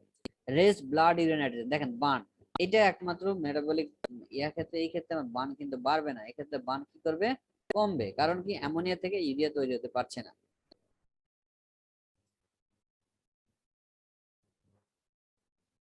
Characteristic sign of embolic phenomena in infective endocarditis. Infective endocarditis এর যে আমাদের ক্যারেক্টারিস্টিক সাইন গুলো আছে সুন্দরভাবে দেওয়া আছে, এই সাইন গুলো পড়বেন। কি কি ধরনের পাওয়া যায়, যেমন হাতে পাওয়া যায় জেনোইলেশন পাওয়া যায়, অস্টিল নোট পাওয়া যায়, স্প্লিন্টার হেমোরেজ পাওয়া যায়, এগুলো। Cherry red spot, cherry red spot এটা ইনফেক্টিভ এন্ডোকার্ডিটিস নয়। চেরি রেড স্পট বেড়ে যাওয়ার অনেকগুলো কারণ আছে। চেরি রেড স্পট সাধারণত I finding, this is the I finding. এই চেরি রেড স্পটের যদি কমন একটা ফাইন্ডিং বলা হয় কোন ক্ষেত্রে, সেটা লিপিড স্টোরেজ ডিজিজ, তার মধ্যে কি নিউম্যানপিক ডিজিজ। এছাড়া আর কি আছে, কায়াসাক ডিজিজ আছে, GM1 গ্যাংগ্লোসাইটিস আছে, GM2। চেরি রেড স্পটের যদি কমন একটা ফাইন্ডিংস বলা হয় কোন ক্ষেত্রে, সেটা লিপিড স্টোরেজ ডিজিজ, তার মধ্যে কি নিউম্যানপিক ডিজিজ। এছাড়া আর কি আছে, কায়াসাক ডিজিজ আছে, GM1 গ্যাংগ্লোসাইটিস আছে, GM2 গ্যাংগ্লোসাইটিস আছে, ট্রমার কারণে হতে পারে, সেন্ট্রাল আর্টারি রেটিনা আর্টারি নেক্রোসিসের কারণে, অবস্ট্রাকশনের কারণে হতে পারে। তো এইসব কারণে ক্ষেত্রে চেরি রেড স্পট হয়, এটা ইনফেক্টিভ এন্ডোকার্ডিটিসের ফাইন্ডিংস নয়। আর water hammer pulse, water hammer pulse কি রিগার্জিটেশনে পাওয়া যায় আমাদের, সুতরাং এটা ফলস। আর এই ক্ষেত্রে বি, সি এন্ড ডি হলো ট্রু, বাকিগুলো ফলস। এবং ওয়াটার হ্যামার পালস পাওয়া যায় অ্যাওর্টিক রিগার্জিটেশনে পাওয়া যায়। কজেস অফ হাইপার ভলিউমিক হাইপোনাট্রিমিয়া, অর্থাৎ এই কন্ডিশন গুলাতে ভেসেলে ব্লাড ভেসেলসে পানির পরিমাণটা বেড়ে যায়। যেসব কন্ডিশনে পানির পরিমাণ ভলিউম করে বেড়ে যায় কিন্তু সোডিয়ামটা কি হয়, ডাইলুশনাল হাইপোনাট্রিমিয়া হয়। পানির পরিমাণটা বেড়ে যাওয়ার কারণে সোডিয়াম লেভেল তো ঠিক আছে কিন্তু বেশি পরিমাণ ফ্লুইড থাকার কারণে হাইপোনাট্রিমিয়া যে পরিমাণটা বাড়ার কথা সেই পরিমাণ বাড়ছে না, এই জন্য ডাইলুশনাল হাইপোনাট্রিমিয়া হচ্ছে। কোন কোন কন্ডিশনে হয়, then congestive cardiac failure. Congestive cardiac ফেলিওরে আমার বেশি বেশি কম্পেনসেট করার জন্য বেশি বেশি আমার ফ্লুইড আসবে, ইয়াতে অ্যাবজর্পশন হবে, ইয়া দিয়ে এডিএস সিক্রেশন হয়, other sodium renal perfusion, renal sodium এবং ওয়াটার রিটেনশন বেশি হয়। কিন্তু তুলনামূলকভাবে সোডিয়ামটা বাড়ে না। এই ক্ষেত্রে আমার হাইপারভোলেমিক হাইপোটেনশন হতে পারে। গ্লুকোকর্টিকয়েড ডেফিসিয়েন্সি, গ্লুকোকর্টিকয়েড যদি ডেফিসিয়েন্সি হয় তাহলে আমার এই ক্ষেত্রে সোডিয়ামও বাড়বে না, পটাশিয়াম ওয়াটারও বাড়বে না। এখানে সাধারণত ইউভোলিমিক হাইপোনাট্রিমিয়া হয় গ্লুকোকর্টিকয়েড ডেফিসিয়েন্সি। নেফ্রোটিক সিনড্রোমে প্রচুর পরিমাণে মানে এক্ষেত্রে অ্যালবুমিন কম থাকছে, অ্যালবুমিন কমে যায়, হাইপোঅ্যালবুমিন হয় কিন্তু ফ্লুইডের পরিমাণটা অনেক বেশি থাকে। ফলে এই ক্ষেত্রে আমার হলো হাইপারভোলেমিক হাইপোনাট্রিমিয়া হতে পারে। Psychogenic polydipsia, sea water drowning, এই তিনটা কন্ডিশন অর্থাৎ glucocorticoid deficiency, psychogenic polydipsia, sea water drowning, এই কন্ডিশন গুলোতে সাধারণত আমার কি হচ্ছে, ইউভোলিমিক হাইপোনাট্রিমিয়া হচ্ছে। কমপ্লিকেশন তো মিজেলস ইনফেকশন, যদি আমার কয়েকটা ইনফেক্টিভ ডিজিজের মধ্যে কমপ্লিকেশন গুলো মুখস্থ করতে হয়, মিজেলস এবং মাম্পস এর কমপ্লিকেশন মাস্ট মাস্ট মাস্ট এখান থেকে সেভারাল টাইম প্রশ্ন আসছে, করে নেবেন। যেমন এক্ষেত্রে giant cell pneumonia true, otitis media true, red cell aplasia false, salpingo oophoritis এটা ফলস, সাধারণত এপিজিনোমা অর্কাইটিস হয়, ভিটামিন এ ডেফিসিয়েন্সি এগুলো হতে পারে। এই কারণে বলা হচ্ছে যে এখানে ভিটামিন মিজেলস সাসপেক্ট করে ভিটামিন এ সাপ্লিমেন্টেশন দিতে হবে। ভিটামিন এ সাপ্লিমেন্টেশন দিতে হয় তিনটা ডিজিজ যদি আমরা বলি, সেটা একটা হলো আমার এই মিজেলস, 2 নাম্বার হলো ক্রনিক ডায়রিয়া আর পারসিস্টেন্ট ডায়রিয়া, 3 নাম্বার হলো আমার কি Sam with vitamin A deficiency. অর্থাৎ ভিটামিন এ ডেফিসিয়েন্সি কোনো কারণ থাকে সেই ক্ষেত্রে আমার দিতে হবে, যেমন আইফ্যান যদি থাকে। ডাক্টাস ডিপেন্ডেন্ট পালমোনারি ফ্লো এর মানে কি, যে ডাক্ট অ্যাবনর্মালিটি শুধু, ইয়া কিন্তু না, ভালভ অ্যাবনর্মালিটি নয় অথবা আমার সেপ্টাল ডিফেক্টও নয়, বাকি যেসব কনজেনিটাল অ্যানোমালি আছে ডাক্টের কারণে সেগুলো হলো ductus dependent pulmonary flow lesion. উদাহরণগুলো কি কি আছে, Ebstein anomaly, hypoplastic right heart syndrome, tetralogy Fallot with complete pulmonary atresia, aortic stenosis and coarctation aorta. যদিও মনে হচ্ছে কোয়াক্টেশন অ্যাওর্টা হলো আমার হলো ডাক্টাস পালমোনারি ফ্লো, এই ডাক্টার ডিপেন্ডেন্ট হলেও কিন্তু এই ক্ষেত্রে কোয়ার্টার অ্যাওয়ার্ডের ক্ষেত্রে পালমোনারি ফ্লো লেশন নয়, মানে সিস্টেমিক লেশন, শুধু পালমোনারি ফ্লোটা লেশন এখানে হবে না। এই কারণে দিস ইজ দ্য ফলস। তাহলে এ আর বি হলো ফলস, সি ডি ই হলো ট্রু। দেখেন এখানে উত্তর দেওয়াই আছে, এক্সপ্লেনেশনে বলা আছে, সেটা হলো কি coarctation of the aorta, aortic stenosis, hypoplastic left heart syndrome or interrupted aortic arch আর cause of duct dependent systemic blood flow. এগুলো হলো systemic blood flow abnormality, not pulmonary blood flow abnormality. Science related to steroid toxicity. Steroid toxicity আপনাদের একদম মাথা থেকে শুরু করে পা করতে করতে ব্রেনে কি প্রবলেম হয়, চোখে কি প্রবলেম হয়, ফেসে কি হয়, তারপর সিস্টেমে কি চেঞ্জ হয়, এগুলো আপনাদের করতে হবে। যেমন অ্যালোপেশিয়া হতে পারে, ক্যাটারাক্ট হতে পারে, হাইপারটেনশন হতে পারে, প্লুরাল এফিউশন, ওয়েট লস সাধারণত হয় না, ওয়েট গেইন হয়। প্লুরাল এফিউশনে সাধারণত হয় না। অ্যালোপেশিয়া সরি ভুল বলেছি, অ্যালোপেশিয়া স্টেরয়েড টক্সিসিটিতে হয় না। অ্যালোপেশিয়া সাধারণত এসএলই বা আদার ডিজিজে হয়, সেই ক্ষেত্রে স্টেরয়েড টক্সিসিটিতে মাথায় স্কিনের অত চেঞ্জ হয় না, কিন্তু হাইপারট্রাইকোসিস হয়, এন্ড হার্সুটিজম হয়, এখানে অ্যালোপেশিয়া নয়। হাইপারট্রাইকোসিস কি জিনিস, হাইপারট্রাইকোসিস হলো যে নরমাল এরিয়াতে যদি এক্সেসিভ হেয়ার থাকে সেটা হলো হাইপারট্রাইকোসিস। তো ফেসে যে আমাদের ছোট ছোট লোমগুলো আছে সেটা আমরা বুঝতে পারি না, কিন্তু দেখা গেল যে বেশি বেশি আপনার ইয়ে তৈরি হচ্ছে, কি বলে এই বেশি বেশি হেয়ার দেওয়া যাচ্ছে। তো শরীরের অন্যান্য জায়গায় মানে হ্যান্ড, ফুট বা অন্যান্য জায়গায় যে জায়গাগুলোতে হেয়ার অল্প পরিমাণ থাকে সেই জায়গায় যদি এক্সেসিভ পরিমাণ থাকে তখন সেটাকে আমরা বলি হাইপারট্রাইকোসিস। আর হার্সুটিজম কি, যে সেক্সুয়াল ক্যারেক্টারিস্টিক বরাবর যাদের যেখানে থাকার কথা না, যেমন মেয়েদের যদি বেয়ার্ড তৈরি হয়, তাহলে এটা হলো এক ধরনের হার্সুটিজম।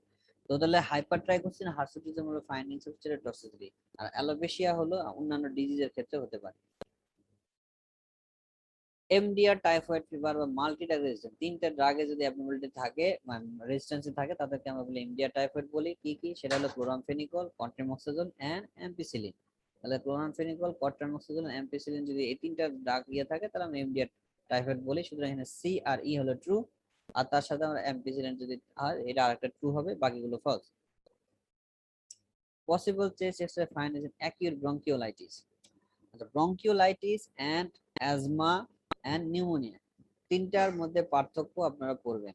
এটা সুন্দরভাবে দেওয়া আছে আমাদের আবিদুল স্যারের বইয়ে দেওয়া আছে 5th এডিশনে, ভালো করে দেখে নেবেন। ব্রঙ্কিওলাইটিসে কি হয়, ব্রঙ্কিওলাইটিসে কিন্তু এখানে ক্লিনিক্যালি আমার রেসপিরেটরি ফিচার্স অফ রেসপিরেটরি থাকতে পারে, এই অ্যাজমার মতো হুইজ থাকতে পারে, প্রলং ভেসিকুলার প্রলং এক্সপ্রেশন থাকতে পারে, সবই থাকতে পারে। তো এখানে ব্রঙ্কাইটিসে মেইনলি হয় যে এক্সট্রা ফাইনে, যেটা আমরা বলবো কি হবে এখানে, যেহেতু ভেসিকুলার প্রলং এক্সপ্রেশন থাকে, তার মানে কি এই জিনিসগুলোতে কি হয় যে ব্রেনের ভিতরে অ্যালভিওলার ভিতরে যে জায়গাগুলোতে আছে সেই জায়গাতে ফ্লুইড ইনফ্লামেশনের কারণে, ইনফ্লামেটরি এক্সুডেন্টের কারণে এরিয়েশনটা ভালো হয় না। ইন্সপিরেটরি এয়ারটা যাচ্ছে কিন্তু এক্সপিরেশনটা ভালো মতো হচ্ছে না। সুতরাং বেশি বেশি এয়ার ট্র্যাপিং হবে আমাদের লাংস এর ভিতরে। যদি এয়ার ট্র্যাপিং হয় তাহলে আমরা এক্সরেতে কি পাবো? হাইপার ইনফ্লেশন পাবো, হাই এরিয়েশন পাবো, হাইপার ট্রান্সলুসেন্সি পাবো, তো বেশি বেশি কালো দেখাবে এক্সরেটা, এবং আমার লেন্থ অফ দ্য লাংসটা বেড়ে যাবে। তাহলে এখান থেকে ব্ল্যাকিশ লাং ফিল পাবো, ট্রু। ফ্ল্যাট ডায়াফ্রাম, নিচের ডায়াফ্রামটা ফ্ল্যাট পাবো, ট্রু। রিপটা পাবো horizontal rib, true. Multiple airflow layer false, segmental collapse, এই সেগমেন্টাল কলাপস থাকতে পারে।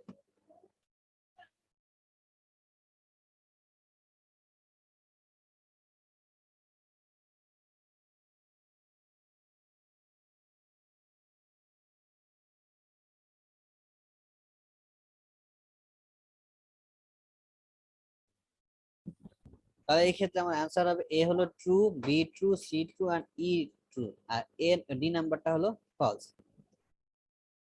Following characteristics go in favour of haematuria of the renal fever, sorry, renal origin. তার মানে এখানে আমাদের এই যে দুইটা পার্থক্য এটা পড়তে হবে, যে রেনাল অরিজিন কোনটা আর এক্সট্রা রেনাল অরিজিন, অর্থাৎ গ্লোমেরুলার গ্লোমেরুলার অরিজিন কোনটা আর রেনাল টিউবুলার অরিজিন কোনটা, এই পার্থক্যটা আপনাদের পড়তে হবে, এখান থেকে প্রশ্ন আসবে। গ্লোমেরুলার অরিজিন, গ্লোমেরুলার অরিজিন যদি হয়, গ্লোমেরুলার অরিজিন যদি হয় তাহলে কি হবে? গ্লোমেরুলার অরিজিনের ক্ষেত্রে, গ্লোমেরুলার অরিজিনের ক্ষেত্রে আমরা কি পাবো? যে ব্রাইট রেড আর pink colour urine, no.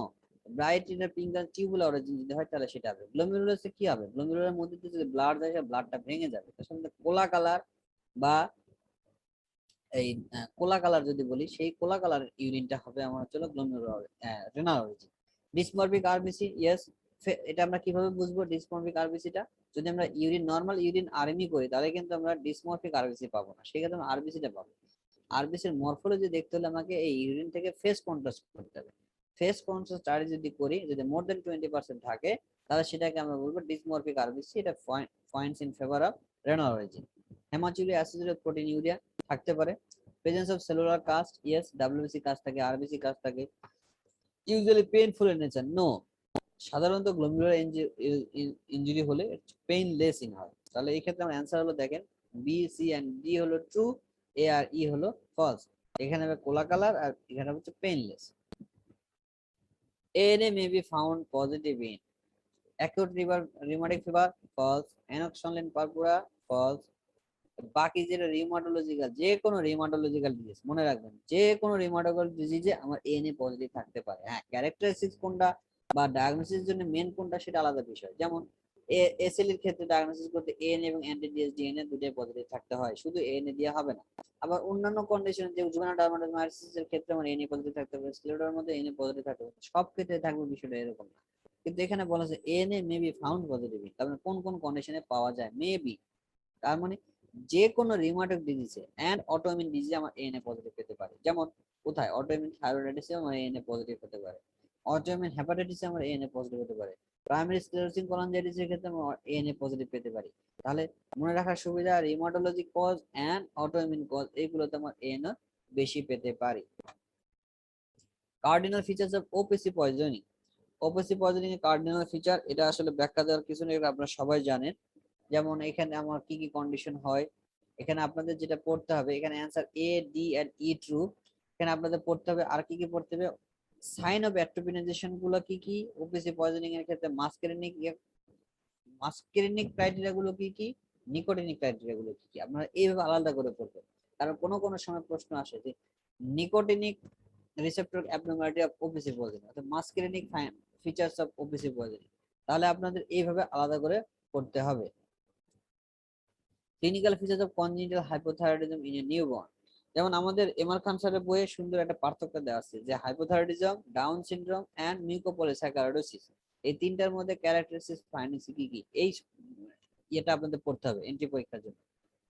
Mainly congenital hypothyroidism, Down syndrome আর এমপিএস। কনজেনিটাল হাইপোথাইরয়েডিজমে কি হয়, বাচ্চা এক্সেসিভ ক্রাই থাকে, হাইপোথার্মিয়া থাকতে পারে, microcephaly, puffy eyelid, rapid pulse.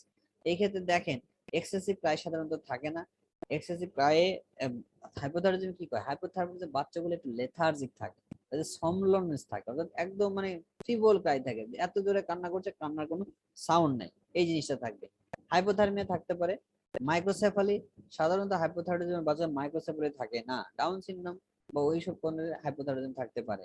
আর ইয়াতে থাকে কি মিউকোপলিসারাইজ ডলিগোক্যাফালি থাকে, অর্থাৎ ট্রান্সভার্স যে ডায়ামিটারটা আছে এটা অ্যান্টেরোকোস্টাল ডায়ামিটার হচ্ছে বড় হয়। এরপর হচ্ছিল পাফি আইলিস, ইয়েস মিক্সিডিমা যদি হয় সেক্ষেত্রে পাফি আইলিস থাকতে পারে। আর র্যাপিড পালস সাধারণত হাইপোথাইরয়েডিজমে কি হয়, ব্রাডিকার্ডিয়া হয়, নট ট্যাকিকার্ডিয়া। ট্যাকিকার্ডিয়া হাইপোথাইরয়েডিজমে ট্যাকিকার্ডিয়া হয়। General evidence of haemolysis in a child, তাহলে একটা পেশেন্টের হেমোলাইসিস হলে আমরা কি কি বাড়বে এটা আমরা জানি। তার মধ্যে কিন্তু ডিক্রিজ এলডিএস, এলডিএস এটা কি হলো এনজাইম, সেল এনজাইম, অর্থাৎ আরবিসির ভিতরে এনজাইম এলডিএস থাকে, ল্যাকটেট ডিহাইড্রেট। সুতরাং যদি আরবিসি ভাঙে এটা বেড়ে যাবে। হাইপারবিলিরুবিন, ইয়েস হাইপারবিলিরুবিন হবে, কি ধরনের হবে, ইনডাইরেক্ট হবে।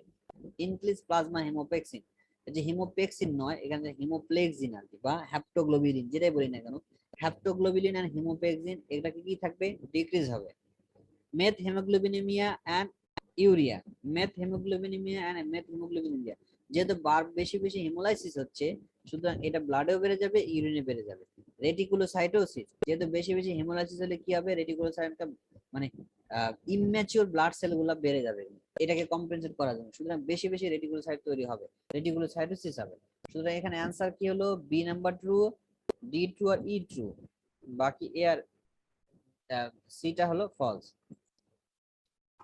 Investigation profile in favour of thalassaemia major, thalassaemia মেজরে আমরা এই থ্যালাসেমিয়া ডায়াগনোসিস করার জন্য একটা investigation haemoglobin electrophoresis. Haemoglobin electrophoresis আমরা সাধারণত কি কি দেখি, অ্যাডাল্ট হিমোগ্লোবিন দেখি এবং ফিটাল হিমোগ্লোবিন দেখি। আর যদি আমার হিমোগ্লোবিনে ফ্যাটি থাকে তাহলে স্পেসিফিক সেই হিমোগ্লোবিন পাবো, যেমন ই ট্রেড যদি থাকে বা ই থ্যালাসেম বিটা থ্যালাসেম, হিমোগ্লোবিন ইটা থাকবে। পাঞ্জাব যদি থাকে পাঞ্জাব ইয়ে থাকবে, হিমোগ্লোবিন পাঞ্জাব থাকবে। ডি যদি থাকে তাহলে হিমোগ্লোবিন ডি পাবো, এগুলো আলাদা একটা স্পাইক পাবো আমরা, কিন্তু মেইনলি হলো তিনটা কি, haemoglobin adult and haemoglobin F. তাহলে এই যে ক্রাইটেরিয়া এটা আমরা জানি যে জন্মের পর পর প্রথমে ফিটাল হিমোগ্লোবিনটা বেশি থাকে, কারণ যত দিন যাবে আস্তে আস্তে সেটা কমতে থাকবে, কমতে কমতে কি হবে, একসময় ফিটাল হিমোগ্লোবিনটা অনেক কমে যাবে। কত কমে যাবে, 1 এর নিচে, তাই তো 1% এর নিচে। আর হিমোগ্লোবিনের ক্ষেত্রে অ্যাডাল্টের ক্ষেত্রে দুইটা আছে, হিমোগ্লোবিন এ আর এ টু। যত বয়স হবে তত হিমোগ্লোবিন এর পরিমাণটা বাড়বে আর এ টুর পরিমাণটা কমবে। কত কমবে, নরমাল হলো <3.5, তো এর বেশি যখন থাকবে তখনই আমরা এটাকে মাইনর বা আদার জিনিস চিন্তা করবো। তাহলে মেজরের ক্ষেত্রে কি হবে, এই যে হিমোগ্লোবিন এ এন্ড এ টুটা কম থাকে, হিমোগ্লোবিন এফটা অনেক বেশি থাকে। এছাড়া সিবিসি ফাইন্যান্স গুলো কি থাকবে আমাদের, সিবিসি ফাইন্যান্সে কি হবে, হেমোথ্যালাসেমিয়া মেজর এবং microcytic hypochromic anaemia, sorry iron deficiency anaemia প্রায় কম বেশি সেম, কিন্তু পিভিএফ এ হিমোলাইসিসটা বেশি থাকবে, থ্যালাসেমিয়া মেজরে আমার আয়রন ডেফিসিয়েন্সিতে কোনো ফিচার্স অফ হিমোলাইসিস থাকবে না। তাহলে এই ক্ষেত্রে দেখেন অ্যাবসেন্ট, হিমোগ্লোবিন এ টু কি অ্যাবসেন্ট থাকে, নো কখনো অ্যাবসেন্ট থাকবে না, বরং স্যার এটা বেশি থাকবে এক্ষেত্রে। ইনক্রিজ টিআইবিসি, দেখেন আয়রন ডেফিসিয়েন্সি অ্যানিমিয়াতে আমার আয়রন কম থাকে, টিআইবিসি বেশি থাকে, কিন্তু থ্যালাসেমিয়াতে সাধারণত উল্টা হয়। সেটা কি হয়, এখানে আমরা আয়রনের পরিমাণ বেড়ে যায় ফলে টিআইবিসি পরিমাণ কমে যাবে। এই আয়রনটা বেড়ে যাওয়ার অনেকগুলো কারণ আছে, রিপিটেড হেমোলাইজ ব্লাড ট্রান্সফিউশন সেটা একটা কারণ হতে পারে, রিপিটেড হেমোলাইসিস হয় সেই ক্ষেত্রে আমার এটা হতে পারে, অ্যানিমিয়া থাকছে অনেকক্ষণ ধরে ফলে আয়রন অ্যাবজর্পশন ইন্টেস্টাইন থেকে বেড়ে যায়। এই অনেকগুলো কারণে আমার আয়রনের পরিমাণ বেশি থাকতে পারে থ্যালাসেমিয়া মেজরে।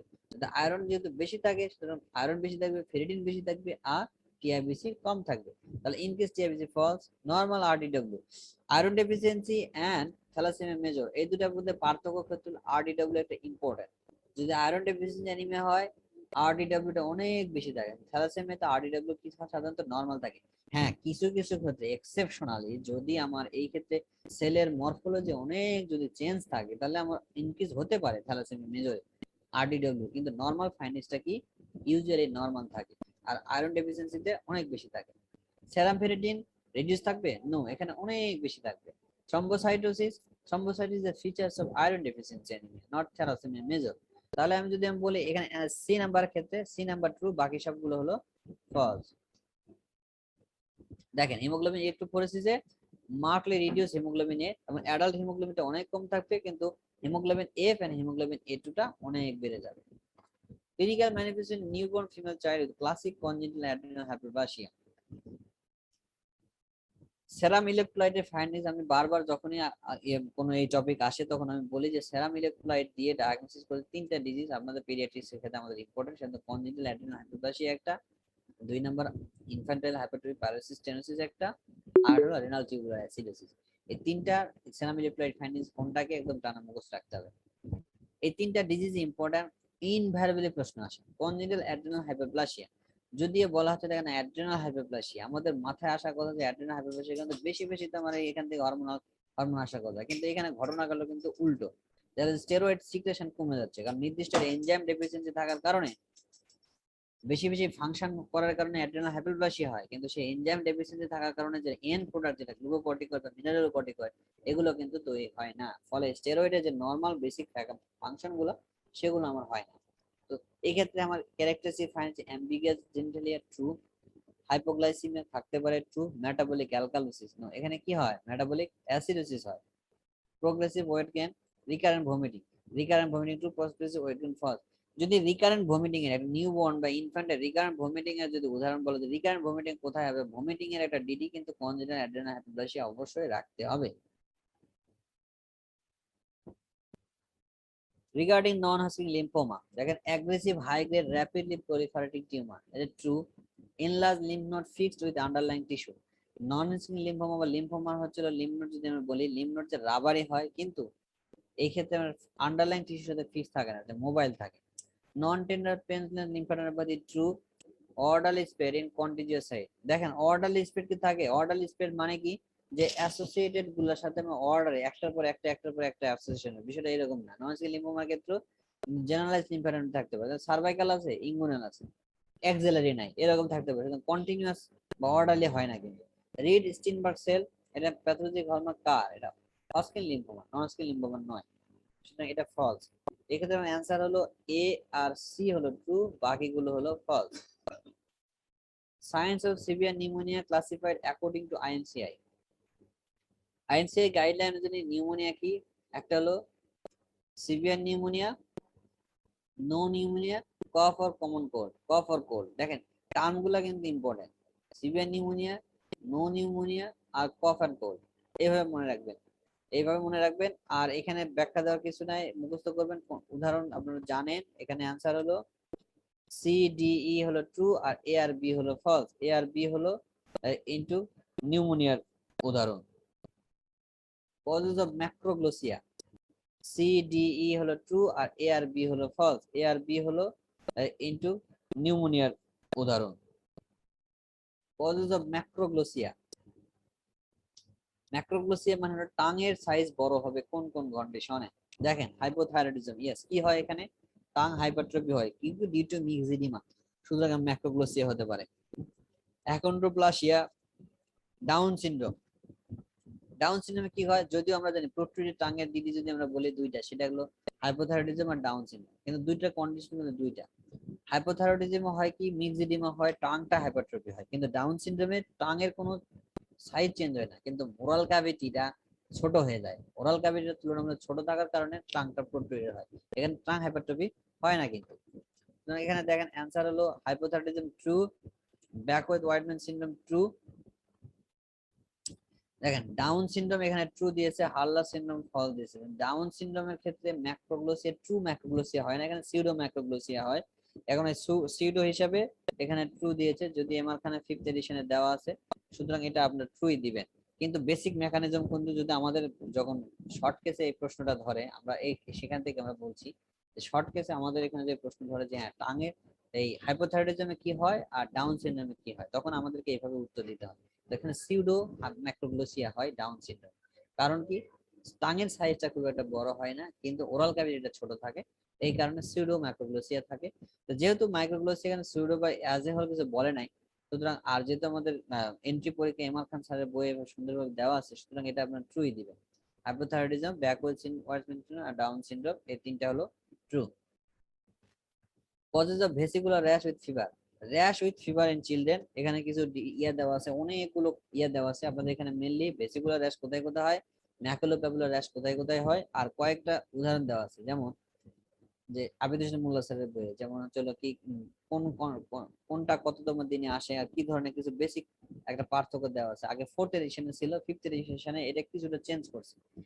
তো আপনারা ফিফথ এডিশনে যদি আপনারা এভাবে নাও পান, ফোর্থ এডিশন থেকে আপনারা একটু দেখে নেবেন কোনটাতে কি ধরনের র্যাশ হয়। তো চিকেন পক্স, চিকেন পক্স তো মাল্টিপল কালারে হয়, ভেসিকুলার র্যাশ হতে পারে, ব্লিস্টারও থাকতে পারে, তারপর ক্রাস্টও থাকতে পারে। এরাইথেমা ইনফেক্টিসাম ফলস, এখানে ভেসিকুলার র্যাশ হয় না, ম্যাকুলোপ্যাপুলার র্যাশ হয়। Hand foot mouth disease, vesicular rash হয় ট্রু। ইনফেক্টেড স্ক্যাবিস, এখানে ভেসিকুলার র্যাশ হয় ট্রু। স্কারলেট ফিভার, স্কারলেট ফিভারে সাধারণত ম্যাকুলোপ্যাপুলার র্যাশ হয়, not vesicular rash, false. Antenatal screening test done for Down syndrome second trimester কি কি ধরনের করা হয়, এটা একটা সুন্দর একটা উদাহরণ দেওয়া আছে আবিদ হোসেন মোল্লা স্যারের বইয়ে, সুন্দরভাবে লেখা আছে। এটা অ্যান্টিনাল কিভাবে টেস্ট কি কি করব আমরা, কোন ট্রাইমেস্টারে কোনটা করব, সুন্দরভাবে পড়ে ফেলবেন আপনারা।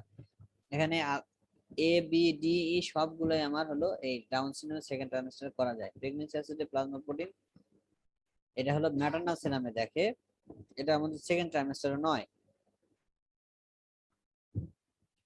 Changes that may occur in COVID-19, COVID-19 এমন একটা অবস্থা সব জায়গাতেই প্রয়োজন আছে।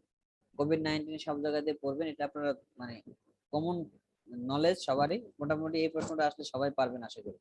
গ্রাউন্ড গ্লাস ওপাসিটি, এটা chest radiography true. Low neutrophil to lymphocyte ratio, lymphocyte to ratio low হয় না, এখানে হাই থাকে। নিউট্রো হাই থাকে। প্রলং প্রথমিন টাইম হতে পারে। সিআরপি আয়ন 6 বাড়তে পারে। Thrombocytopenia true. এটা আপনারা পারবেন, শুধু এই একটা ক্ষেত্রে খেয়াল রাখবেন, neutrophil to lymphocyte ratio low থাকে না, এখানে হাই থাকে। Tuberculin test may be positive in case of, এটা জানি আমরা, অ্যাটিপিক্যাল মাইক্রোবায়োল ইনফেকশনের ট্রু থাকতে পারে। বিসিবি ভ্যাকসিনের চাইল্ডের ক্ষেত্রে ট্রু থাকতে পারে, যদি সেটা ম্যাল নিউট্রিশনের বাচ্চা হয় বা আদার ইয়া হয় সেই ক্ষেত্রে থাকতে পারে। চাইল্ড অন কর্টিকোস্টেরয়েড থেরাপি, এখানে ফলস নেগেটিভ হয় সাধারণত। কর্টিকোস্টেরয়েড স্টেরয়েড পাচ্ছে, সেই ক্ষেত্রে আমার ইমিউনিটি হবে না। ইমিউনিটি যেহেতু ইমিউন রিঅ্যাকশনটা ভালো হবে না, সেই ক্ষেত্রে আমার এখানে ফলস নেগেটিভ হয়, অর্থাৎ পেশেন্টের টিবি থাকলেও দেখা গেলো যে ইমিউনোসাপ্রেসিভ পাওয়ার কারণে এমটিটা পজিটিভ হবে না। ডিসেমিনেটেড টিউবারকুলোসিস, ডিসেমিনেটেড টিউবারকুলোসিস থাকলে কোনো কোনো ক্ষেত্রে ফলস নেগেটিভ থাকতে পারে। মিজাস ইন লাস্ট 3 মান্থস, এই ক্ষেত্রে হলো আমার পজিটিভ হয় না, ফলস। সুতরাং সি এন্ড ডি তে ফলস নেগেটিভ হয়, মিজেলসে কখনোই পজিটিভ হবে না, সুতরাং ফলস। আচ্ছা, এখানে এই স্টেমটা মিজেলসে দেওয়ার কারণটা কি? মিজেলস ইন লাস্ট 3 মান্থস দেওয়ার কারণ হলো কি, যে মিজেলস এমন একটা কন্ডিশন, এখানে হচ্ছে জেনারেলাইজ ইমিউনোসাপ্রেশন হয়। জেনারেলাইজ ইমিউনোসাপ্রেশন যদি হয়, তাহলে ইমিউনোসাপ্রেশনের ক্ষেত্রে টিউবারকুলিন টেস্ট পজিটিভ হয় না, সেই ক্ষেত্রে এই স্টেমটা দেওয়া আছে। নরমাল মিজেলসে তো কখনো এমটি টেস্ট হবে না, কিন্তু ধরেন একটা পেশেন্টের যক্ষা আছে, পাশাপাশি তার মিজেলস হয়েছে রিসেন্টলি, রিসেন্ট যদি মিজেলস হয় তাহলে কি হবে, তার জেনারেলাইজ ইমিউনোসাপ্রেশন হবে, ফলে তার এমটি টেস্ট পজিটিভ হবে না, সুতরাং সেই ক্ষেত্রে আমার ফলস নেগেটিভ আসবে। এই হিসেবে এই ই নাম্বারটা হলো এই স্টেম হিসেবে দেওয়া আছে, যাতে আপনাদের মাথায় থাকে মিজেলসে কি হয়, ইমিউনোসাপ্রেশন হয়। ইপিআই শিডিউলের Bangladesh include the following vaccine, এটা আমাদের ব্যাখ্যা দেওয়ার কিছু নাই, এবং সবাই পারবেন। কি আছে, clinical pathological event that occurs in chronic kidney disease, সিকেডিতে কি হয়? সিকেডিতে হাইপারক্যালেমিয়া হবে, হাইপোফসফেটিমিয়া হবে, platelet dysfunction, pseudo polycythaemia, systemic hypertension. দেখেন এখানে সিডো পলিসাইথেমিয়া এন্ড হাইপোফসফেটিমিয়া, এখানে কি হয় যে সিকেডিতে ফসফেট লেভেলটা ইম্পর্টেন্ট কি, যে অন্যান্য অনেকগুলো কারণে রিকেট যেগুলো সবগুলাই কম বেশি আমার ফসফেট লেভেলটা বাড়ে, হাইপার প্যারাথাইরয়েডিজম হয়, তাই তো? হাইপার প্যারাথাইরয়েডিজমের ক্ষেত্রে কি হয়, হাইপার প্যারাথাইরয়েডিজম হলে কি হবে, ফসফেট এক্সক্রিশন করবে। সুতরাং আমার এখানে হাইপোফসফেটিমিয়া থাকার কথা, কিন্তু এই ক্ষেত্রে বলা হচ্ছে ক্রনিক কিডনি ডিজিজ এমন একটা ডিজিজ যেখানে আমার হাইপার প্যারাথাইরয়েডিজম থাকলেও, সেকেন্ডারি হাইপারপ্যারাথাইরয়েডিজম থাকলেও এখানে ফসফেটটা বেশি থাকবে, ইনঅর্গানিক ফসফেটটা বেশি থাকবে, হাইপারফসফেটিমিয়া। সুতরাং বি নাম্বারটা ফলস। প্লাটলেট ডিসফাংশন থাকতে পারে। সিউডোপলিসাইথেমিয়া, এটা false. D number system hypertension থাকে, true. Complication in an infant of diabetic mother, IDM এর বাচ্চার কি কি কমপ্লিকেশন হয়, এই আবিদ হোসেন মোল্লা স্যারের বইয়ে সুন্দরভাবে দেওয়া আছে, অনেকগুলো কমপ্লিকেশন, দেখে নিবেন। এই ক্ষেত্রে রেসপিরেটরি সিনড্রোমটা বেশি হবে, সাইক্লোজেনেসিস হবে, ট্রান্সপোজিশন গেট আর্টারিস হবে। শুধু এখানে অ্যানসার ঠিক আছে, এখানে কোনো ভুল নাই। হাইপারটোনিক আইভি ফ্লুইড, আগে আবিদ হোসেন মোল্লা স্যারের বই 5th এডিশনে সুন্দর একটা সলভ দেওয়া আছে। এখানে হাইপারটোনিক সলিউশন কি কি, হাইপোটোনিক সলিউশন কি কি, কোনটার কি কম্পোজিশন, খুবই খুবই খুবই ইম্পর্ট্যান্ট, এটা মনে রাখতে হবে, একদম মাস্ট টু নো। এখানে ভোলাই যাবে না, এটা পরীক্ষার হলে এটা অবশ্যই একবার অন্তত দেখে আসবে। এখানে দেখেন cholera saline hypertonic free, true. Hartmann solution no, এটা isotonic, false. Low osmolar ORS, এটা হাইপারটোনিক নয়, false. Ringer lactate, false. 5% dextrose in 0.45% saline, এটা হাইপারটোনিক সলিউশন। সুতরাং এই দুটো জিনিস ট্রু, বাকিগুলো false. Condition association oligohydramnios, neonatology থেকে দুইটা খুব ইম্পর্টেন্ট, পলিহাইড্রোমিউস আর অলিগোহাইড্রোমিউস। অলিগোহাইড্রোমিউস হলে তার কি কি কমপ্লিকেশন হতে পারে, পলিহাইড্রোমিউস হলে তার কি কি কমপ্লিকেশন হতে পারে, একটু আপনাদের দেখে নিতে হবে। ফিটাল অ্যাকানেসিয়া সিনড্রোম আর হলো লাং হাইপোপ্লাসিয়া, এই দুটো হলো আমার অলিগোহাইড্রোমিউস কন্ডিশন। বাকি সবগুলো সাধারণত পলিহাইড্রোমিউস থাকলে হয়, যেমন ট্রাকিওইসোফেজিয়াল ফিস্টুলা। যদি এই ইসোফেজিয়াল ফিস্টুলার বাচ্চা থাকে তাহলে অবশ্যই মায়ের পলিহাইড্রোমিউস ছিল কিনা হিস্ট্রিটা নিতে হবে, খুবই important. Laboratory findings in diabetic ketoacidosis, diabetic ketoacidosis এর ল্যাবরেটরি ফাইন্ডিংস খুবই ইম্পর্টেন্ট, এটা পড়ে নিতে হবে। যদি ডায়াবেটিক কিটোঅ্যাসিডোসিস অ্যাসিডোসিস থাকে তাহলে কি থাকে, বাইকার্বনেট লেভেল লেস দেন 20, এটা ফলস। হেভি গ্লাইকোসিডিয়া, গ্লাইকোসিডিয়া তো অবশ্যই থাকবে, কত মোর দেন 25। কিটোনেমিয়া, কিটোন বডি বেশি থাকবে, ট্রু। আরবিএস অনেক বেশি থাকবে, ট্রু। ভেনাস ব্লাডের পিএস লেস দেন 7.35, এটা ফলস, আরো কম থাকে।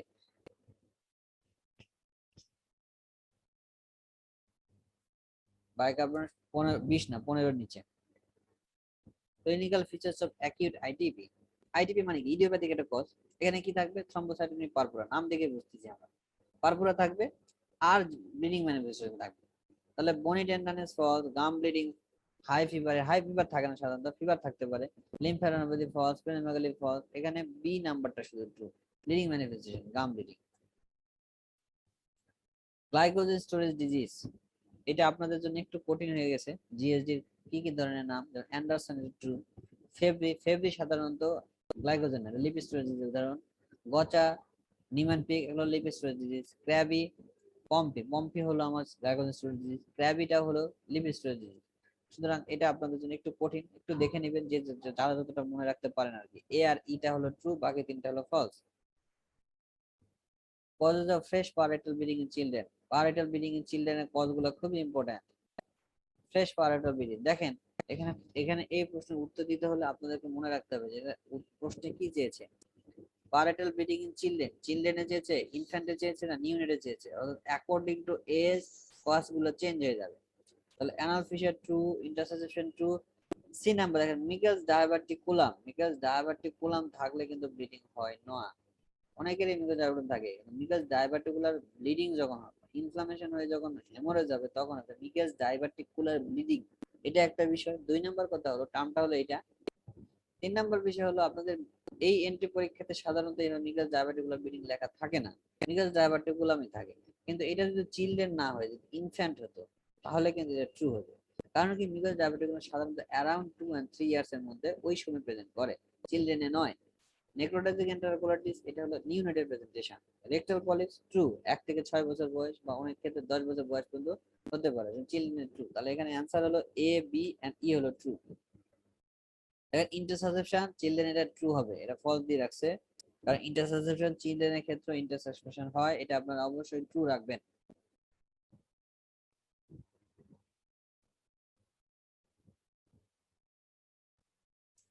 আচ্ছা, যদি শুধুমাত্র পারেক্টাল ব্লিডিং হয়, ফ্রেশ ইয়ার ক্ষেত্রে যদি পারেক্টাল ব্লিডিং হয়, যে এখন আরেকটা টার্মিনোলজি আছে যে এই পারেক্টাল ব্লিডিং এ যদি ক্যারেক্টারিস্টিক দেওয়া থাকে, অর্থাৎ যেমন এটা হলো ব্রাইট রেড কালার, মানে ফ্রেশ না অল্টারেট কালার, এই যেরকম যদি যোগ করা থাকে তাহলে সেটার ক্ষেত্রে ইম্পর্টেন্ট। দেখেন অ্যানাল ফিশার, এই ক্ষেত্রে আমার ফ্রেশ ব্লাড হবে, পারেক্টাল ব্লিডিং হবে, ট্রু।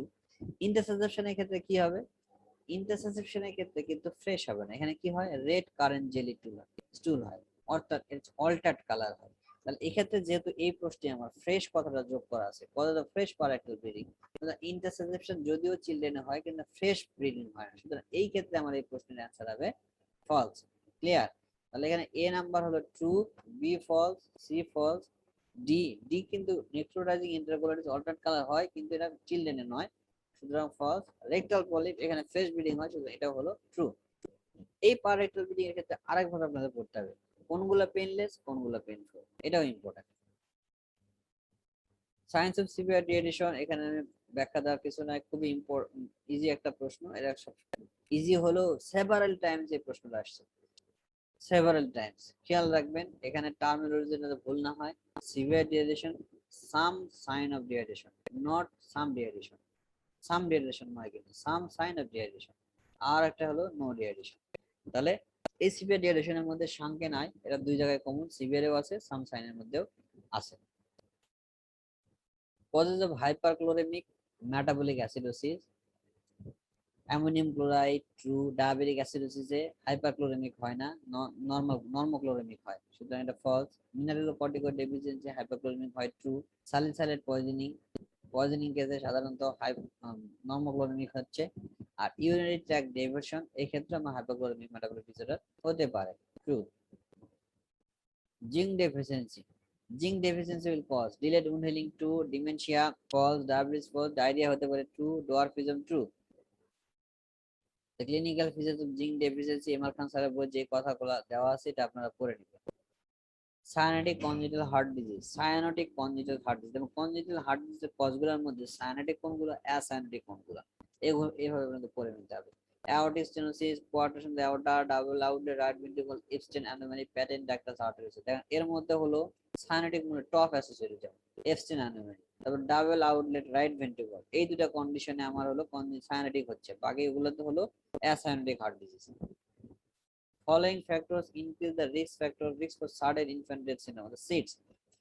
কোন কোন ক্ষেত্রে? breastfeeding false, inadequate immunization true, prone and side sleep position true, smoking exposure true, thermal stress or overeating true। এইগুলো হলো রিস্ক ফ্যাক্টর ফর সিডস। এখানে দেওয়া আছে যেমন হলো নেলসনে কয়েকটা দেওয়া আছে। এখানে ব্রেস্ট ফিডিং হলো যেসব বাচ্চারা ব্রেস্ট ফিডিং সাধারণত করে না তাদের ক্ষেত্রে সিডস হওয়ার সম্ভাবনা বেশি। রেসপিরেটরি ডিজিজ অ্যানিমেলের মধ্যে ক্রুপ একটা খুবই ইম্পর্টেন্ট একটা জিনিস। এই ক্রুপের ক্ষেত্রে আমাদের জিনিসগুলো পড়তে হবে। এটা একটা acute viral infection of the upper airway true. এই ক্রুপের আরেকটা নাম কি অ্যাকিউট ল্যারিঞ্জোট্র্যাকিও ব্রঙ্কাইটিস। এখানে ক্যারেক্টারিস্টিক বার্কিং কফ হয়, true. Drooling of saliva, drooling of saliva সাধারণত অ্যাকিউট এপিগ্লোটাইটিসের ফিচার, নট ক্রুপের ফিচার। হাই ফিভার, অ্যাকিউট এপিগ্লোটাইটিসে হাই ফিভার হয়, ক্রুপে হাই ফিভার হয় না, লো টু মডারেট ফিভার থাকতে পারে। আর দুইটা সাইন আছে, থাম সাইন আর চলো স্টিপল সাইন। এই গ্রুপে হচ্ছে স্টিপল সাইন পজিটিভ আর থাম সাইনটা পজিটিভ হলো অ্যাকুট এপিগ্লোটাইটিস। সুতরাং এই ক্ষেত্রে আমার অ্যানসার এ আর বি ট্রু, বাকিগুলো false.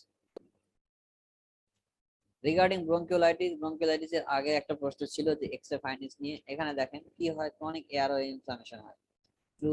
Diagnosis usually clinical, yes. Early infancy is the biggest, true. IgE level serum may be raised, হতে পারে। Ribavirin is the main treatment, false.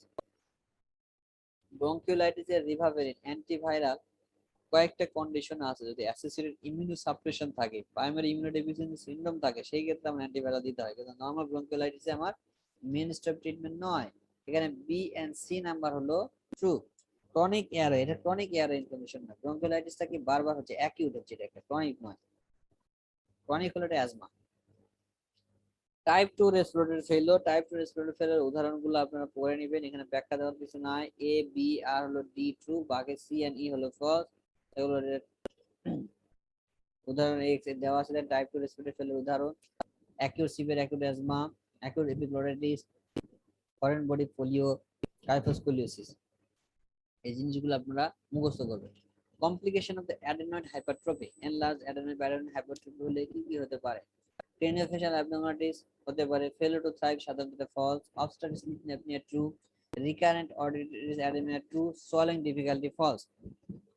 দেখেন ফেলিওর টু থ্রাইভ কিছু কিছু বাচ্চাদের ক্ষেত্রে মেনলি অ্যাডেনয়েড হাইপারট্রফি যেসব বাচ্চা আছে তাদের সাধারণত ওভারওয়েট বা ওবেসিটি থাকে, ফেলিওর টু থ্রাইভ কম বাচ্চা থাকে, কিন্তু কিছু কিছু ক্ষেত্রে ফেলিওর টু থ্রাইভ হতে পারে। সুতরাং এখানে এ বি সি আর ডি ট্রু, ই নাম্বারটা হলো false.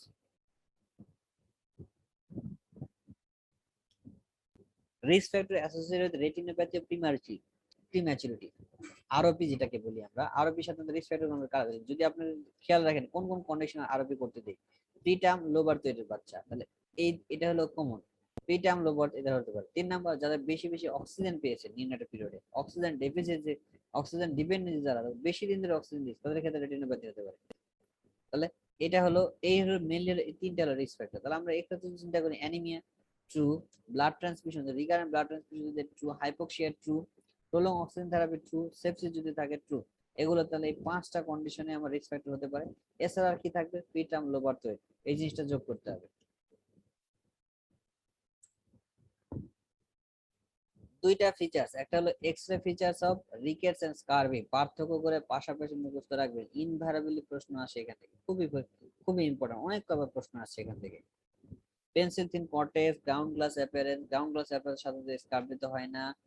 White gap between epiphysis and metaphysis, এটাও হয় না। White gap between epiphysis and metaphysis rickets এর feature. Ground glass appearance, sorry greenstick fracture, এটাও রিকেটস এর ফিচার। গ্রাউন্ড গ্লাস অ্যাপিয়ারেন্স হতে পারে। Extra features of scurvy, ground glass appearance থাকে স্কারভিতে, আর রিকেটসে থাকে osteopenia. Greenstick fracture and C, এরা হলো আমার হলো রিকেটস এর ফিচার। আর ই নাম্বার কর্নোসাইন, পেলকিন বা পেলকিন স্পার যেটাই বলি না কেন, দেখেন এমনি যদি এই যে এক্সট্রাটা দেখি, দেখেন সাব পেরিস্টাল হেমোরেজ, তারপর হলো অস্করবটিক জোন বা ট্রামাফেল জোন, তারপর dense zones of white line of Frankel, আর রিং এপিফাইসিস, আর পেলকিন স্পার বা কর্নার সাইন, এই জিনিসগুলো আমার স্কারভির characteristic findings. Regarding primitive reflex which one is true, Abid Hossain Molla স্যারের বইয়ে 5th এডিশনে সুন্দরভাবে দেওয়া আছে, এখন ছবি সহ দেওয়া আছে, আগের গুলোতে ছবি দেওয়া ছিল না, এবার ছবি সহ দেওয়া আছে যে কিভাবে কোনটা কি ধরনের প্রিমিটিভ রিফ্লেক্স। অনেক রিফ্লেক্স প্রেজেন্টেড বার্থ, এটা ফলস, এটা সাধারণত 2 থেকে 4 মাস বয়সে আসে। Landau reflex persist up to 2 years, এটা true. Parachute reflex appears at 3 month, এটা false. Plantar reflex persist up to 4 month, এটা false. Moro reflex disappears at 3rd month, এটা হলো true. ADHD characterized by lack of attentiveness to hyperactivity, true. Hearing impairment এর characteristic finding নয়, association থাকতে পারে। mental retardation, এটাও characteristic findings নয়, association থাকতে পারে। all symptom present 6 months more in 3 or more setting, এটা 6 মান্থে থাকতে হবে বিষয়টা এরকম না, আরো বেশি থাকতে পারে। ফলস, তাহলে এ আর বি হলো ট্রু। এক্সপ্লেনেশন হলো 2 or more সেটিং, এখানে বলছে 3 or more সেটিং বলছে, 2 or more সেটিং এ যদি আমি পাই তাহলে হবে। দেখেন ক্যারেক্টারিস্টিক দেওয়া আছে কি, persistent pattern of inattention and hyperactivity. Symptoms prior to age 12 বছরের নিচে থাকতে হবে। মোর দেন 2 সেটিংস প্রেজেন্ট থাকবে। Symptoms interfere with or reduce the quality of the life. The symptoms don't occur exclusively, exclusively হতেই থাকবে বিষয়টা এরকম নয়। Complication the scarlet fever, scarlet ফিভারের কমপ্লিকেশন কি, স্কারলেট ফিভার কি দ্বারা হয়, এ বিটা হেমোরাইটিস স্ট্রেপ্টোকোকাস দ্বারা হয়। এ বিটা হেমোরাইটিস স্ট্রেপ্টোকোকাস যেসব কন্ডিশন যা করে, কি কি করে, রিউমেটিক ফিভার করে, গ্লোমেরুলোনেফ্রাইটিস করে, সুতরাং এরাই হলো আমার কমপ্লিকেশন। আর কি করতে পারে, সেলুলাইটিস করতে পারে। তাহলে কমপ্লিকেশন স্কারলেট ফিভার বলতে সাধারণত আমরা বুঝাবো A beta, group A beta haemolytic স্ট্রেপ্টোকোকাসের কমপ্লিকেশন। তাহলে এখানে cellulitis, rheumatic fever, glomerulonephritis. What are the neurodevelopmental disorder, neurodevelopmental মানে হলো কি, যে যেই নিউরোলজিক্যাল কন্ডিশনে আমাদের গ্রোথ এন্ড ডেভেলপমেন্টাল হ্যাম্পার হবে সেগুলোকে আমরা বলবো নিউরো ডেভেলপমেন্টাল ডিসঅর্ডার। তাহলে আমরা যদি একটা, এটা নিউরো ডেভেলপমেন্টাল, 2 নাম্বার হলো আর কি ধরনের হতে পারে, নিউরোলজিক্যাল ডিসঅর্ডার হতে পারে। এখানে ডেভেলপমেন্ট মানে শুধুমাত্র ইয়া থাকবে, মানে নিউরোলজিক্যাল ডেভেলপমেন্ট থাকবে। Development disorder developmental abnormality associated থাকতে পারে, কিন্তু নিউরোলজিক্যালটা মেইন না। নিউরো ডেভেলপমেন্টালের মধ্যে নিউরোলজিক্যাল ডেফিসিট সাধারণত থাকে না, যেমন স্ট্রোক লাইক ফিচার বা ক্রিনিয়াল নার্ভ পালসি, এগুলো সাধারণত থাকে না, কিন্তু ডেভেলপমেন্ট অ্যাবনর্মালিটি থাকে। আরেকটা কি ধরনের থাকে, বিহেভিয়ারাল ডিসঅর্ডার, অর্থাৎ শুধু বিহেভিয়ারাল চেঞ্জ হবে, যেমন টেম্পার ট্যান্ট্রাম। টেম্পার ট্যান্ট্রাম কি জিনিস, যে রিপিটেড হেড ব্যাঙ্গিং করছে, খুব এক্সেসিভ ইয়া হচ্ছে, মাথায় বাড়ি দিচ্ছে, এগুলো হলো টেম্পার ট্যান্ট্রাম, এটা হচ্ছে বিহেভিয়ারাল প্রবলেম। সাইকোলজিক্যাল কজ, রাস্তা ঠিক হয়ে যায়। এডিএসডি, হ্যাঁ এখানে ডেভেলপমেন্টাল নিউরো ডেভেলপমেন্টাল অ্যাবিলিটি হয়। তারপর ট্রাইকোটিলোমেনিয়া, তারপর অটিজম স্পেকট্রাম ডিসঅর্ডার, ব্রুক্সিজম। তাহলে এখানে দেখেন ADHD and autism spectrum disorder, এই দুইটা হলো আমার নিউরো ডেভেলপমেন্টাল ডিসঅর্ডার। আর কি থাকতে পারে, যেমন language developmental dyslexia, maths and writing disability. তাহলে মেইনলি এই দুইটা জিনিস, আর ডিসলেক্সিয়াটা মনে রাখবেন, অন্যগুলো আপনার নাম দেখে বুঝতে পারবেন। Composition of the ReSoMal solution, রেজোমালের কম্পোজিশন কি জানি আমরা, সোডিয়াম আছে, পটাশিয়াম আছে, গ্লুকোজ আছে। জিঙ্ক, কপার, সোডিয়াম রেজোমালে থাকে না। কন্ট্রাইন্ডিকেশন ভ্যাকসিনেশন অ্যাকিউট ইলনেস যদি হয় true, uncontrolled serious disease, on steroid therapy, HIV positive baby, previous serious infection reaction, তাহলে এগুলো হলো ইয়েতে দেওয়া আছে। সি আর ডি কি কারণে দেওয়া যাবে না, কারণ ইমিউনো সাপ্রেশন হয় বা ইমিউনোডেফিসিয়েন্সি হয়, সেই ক্ষেত্রে আমার ভ্যাকসিনেশন দেওয়া যাবে না। এখন খেয়াল রাখেন অ্যাজ এ হোল কন্ট্রাইন্ডিকেশন, এখানে যদি বলা হতো যে contraindication of the kill vaccine, তাহলে কিন্তু কথা কিন্তু চেঞ্জ হয়ে যাবে। তাহলে এই যে ভ্যাকসিনেশন গুলো কি, এই সাধারণত যেসব ভ্যাকসিনে লাইভ ভ্যাকসিন, লাইভ অ্যান্টিজেন থাকবে, লাইভ অর্গানিজম থাকে, যেগুলো আমরা ইমিউনোসাপ্রেসিভ বডিতে গেলে অ্যাক্টিভেশন হতে পারে, ডিজিজ করতে পারে, সেই ক্ষেত্রে এগুলো কন্ডিশন। কিন্তু কিল ভ্যাকসিন গুলো কিন্তু দেওয়া যাবে। ক্লিনিক্যাল ফিচার্স অফ এসএলই, আপনাদের ক্লিনিক্যাল কার্ড একদম সবগুলোই ট্রু। কমপ্লিকেশন অফ দ্য স্যামের অনেকগুলো কমপ্লিকেশন আছে, এগুলো আপনারা জানেন। ডিজ ইলেকট্রোলাইটিমেট 2, হাইপারথার্মিয়া, সাধারণত হাইপোথার্মিয়া হয়, ফলস, ইনফেকশন হতে পারে, জেরোথার্মিয়া হতে পারে, কনজেস্টিভ কার্ডিয়াক ফেলিওর হতে পারে। সুতরাং এখানে বি নাম্বার বাদে সবগুলো true. Common organism causing early onset neural sepsis, তাহলে আর্লি অনসেট নিউরাল সেপসিস কারো যদি নিউনাটোলজিতে ট্রেনিং করার অভিজ্ঞতা থাকে, তাহলে আপনার ওখানে কালচার গুলো যদি দেখে থাকেন, তাহলে আপনাদের মোটামুটি কমন চলে আসবে। কিন্তু আপনার এখানে বইয়ে যেভাবে দেওয়া আছে সেভাবে পড়তে হবে। আবিদ হোসেন মোল্লা স্যারের বইয়ে দেওয়া আছে। অ্যাসিনোটোব্যাক্টার এখন ইনভ্যারিয়েবলি আমরা নিউরোলজিতে পাই, এনআইসিউ তে পাই, কিন্তু বই খাতায় কিন্তু অ্যাসিনোটোব্যাক্টার কমন অর্গানিজম হিসেবে দেওয়া নাই আর্লি অনসেট। সুতরাং এটা হলো অ্যাসিনোটোব্যাক্টার লেট অনসেটের ক্ষেত্রে মেনলি আর কি। তাহলে অ্যাসিনোটোব্যাক্টার হবে না। E coli true, Listeria monocytogenes true, Streptococcus agalactiae true, বাকিগুলো হচ্ছে লেট অনসেটে। Regarding the properties of the complementary feeding, আইওএসএফ এর যে গাইডলাইন আছে সেখানে সুন্দর করে কমপ্লিমেন্টারি ফিডিং এর প্রপার্টিজ গুলো কি, breast milk should be withheld, false, breast milk should be continued, energy density should exceed that of breast milk, yes, breast milk যে কভার করতে পারবে না দেখেই তো এক্সট্রা যে এনার্জিটা সেটা পূরণ করার জন্য কমপ্লিমেন্টারি ফিডিং দেওয়া হয়।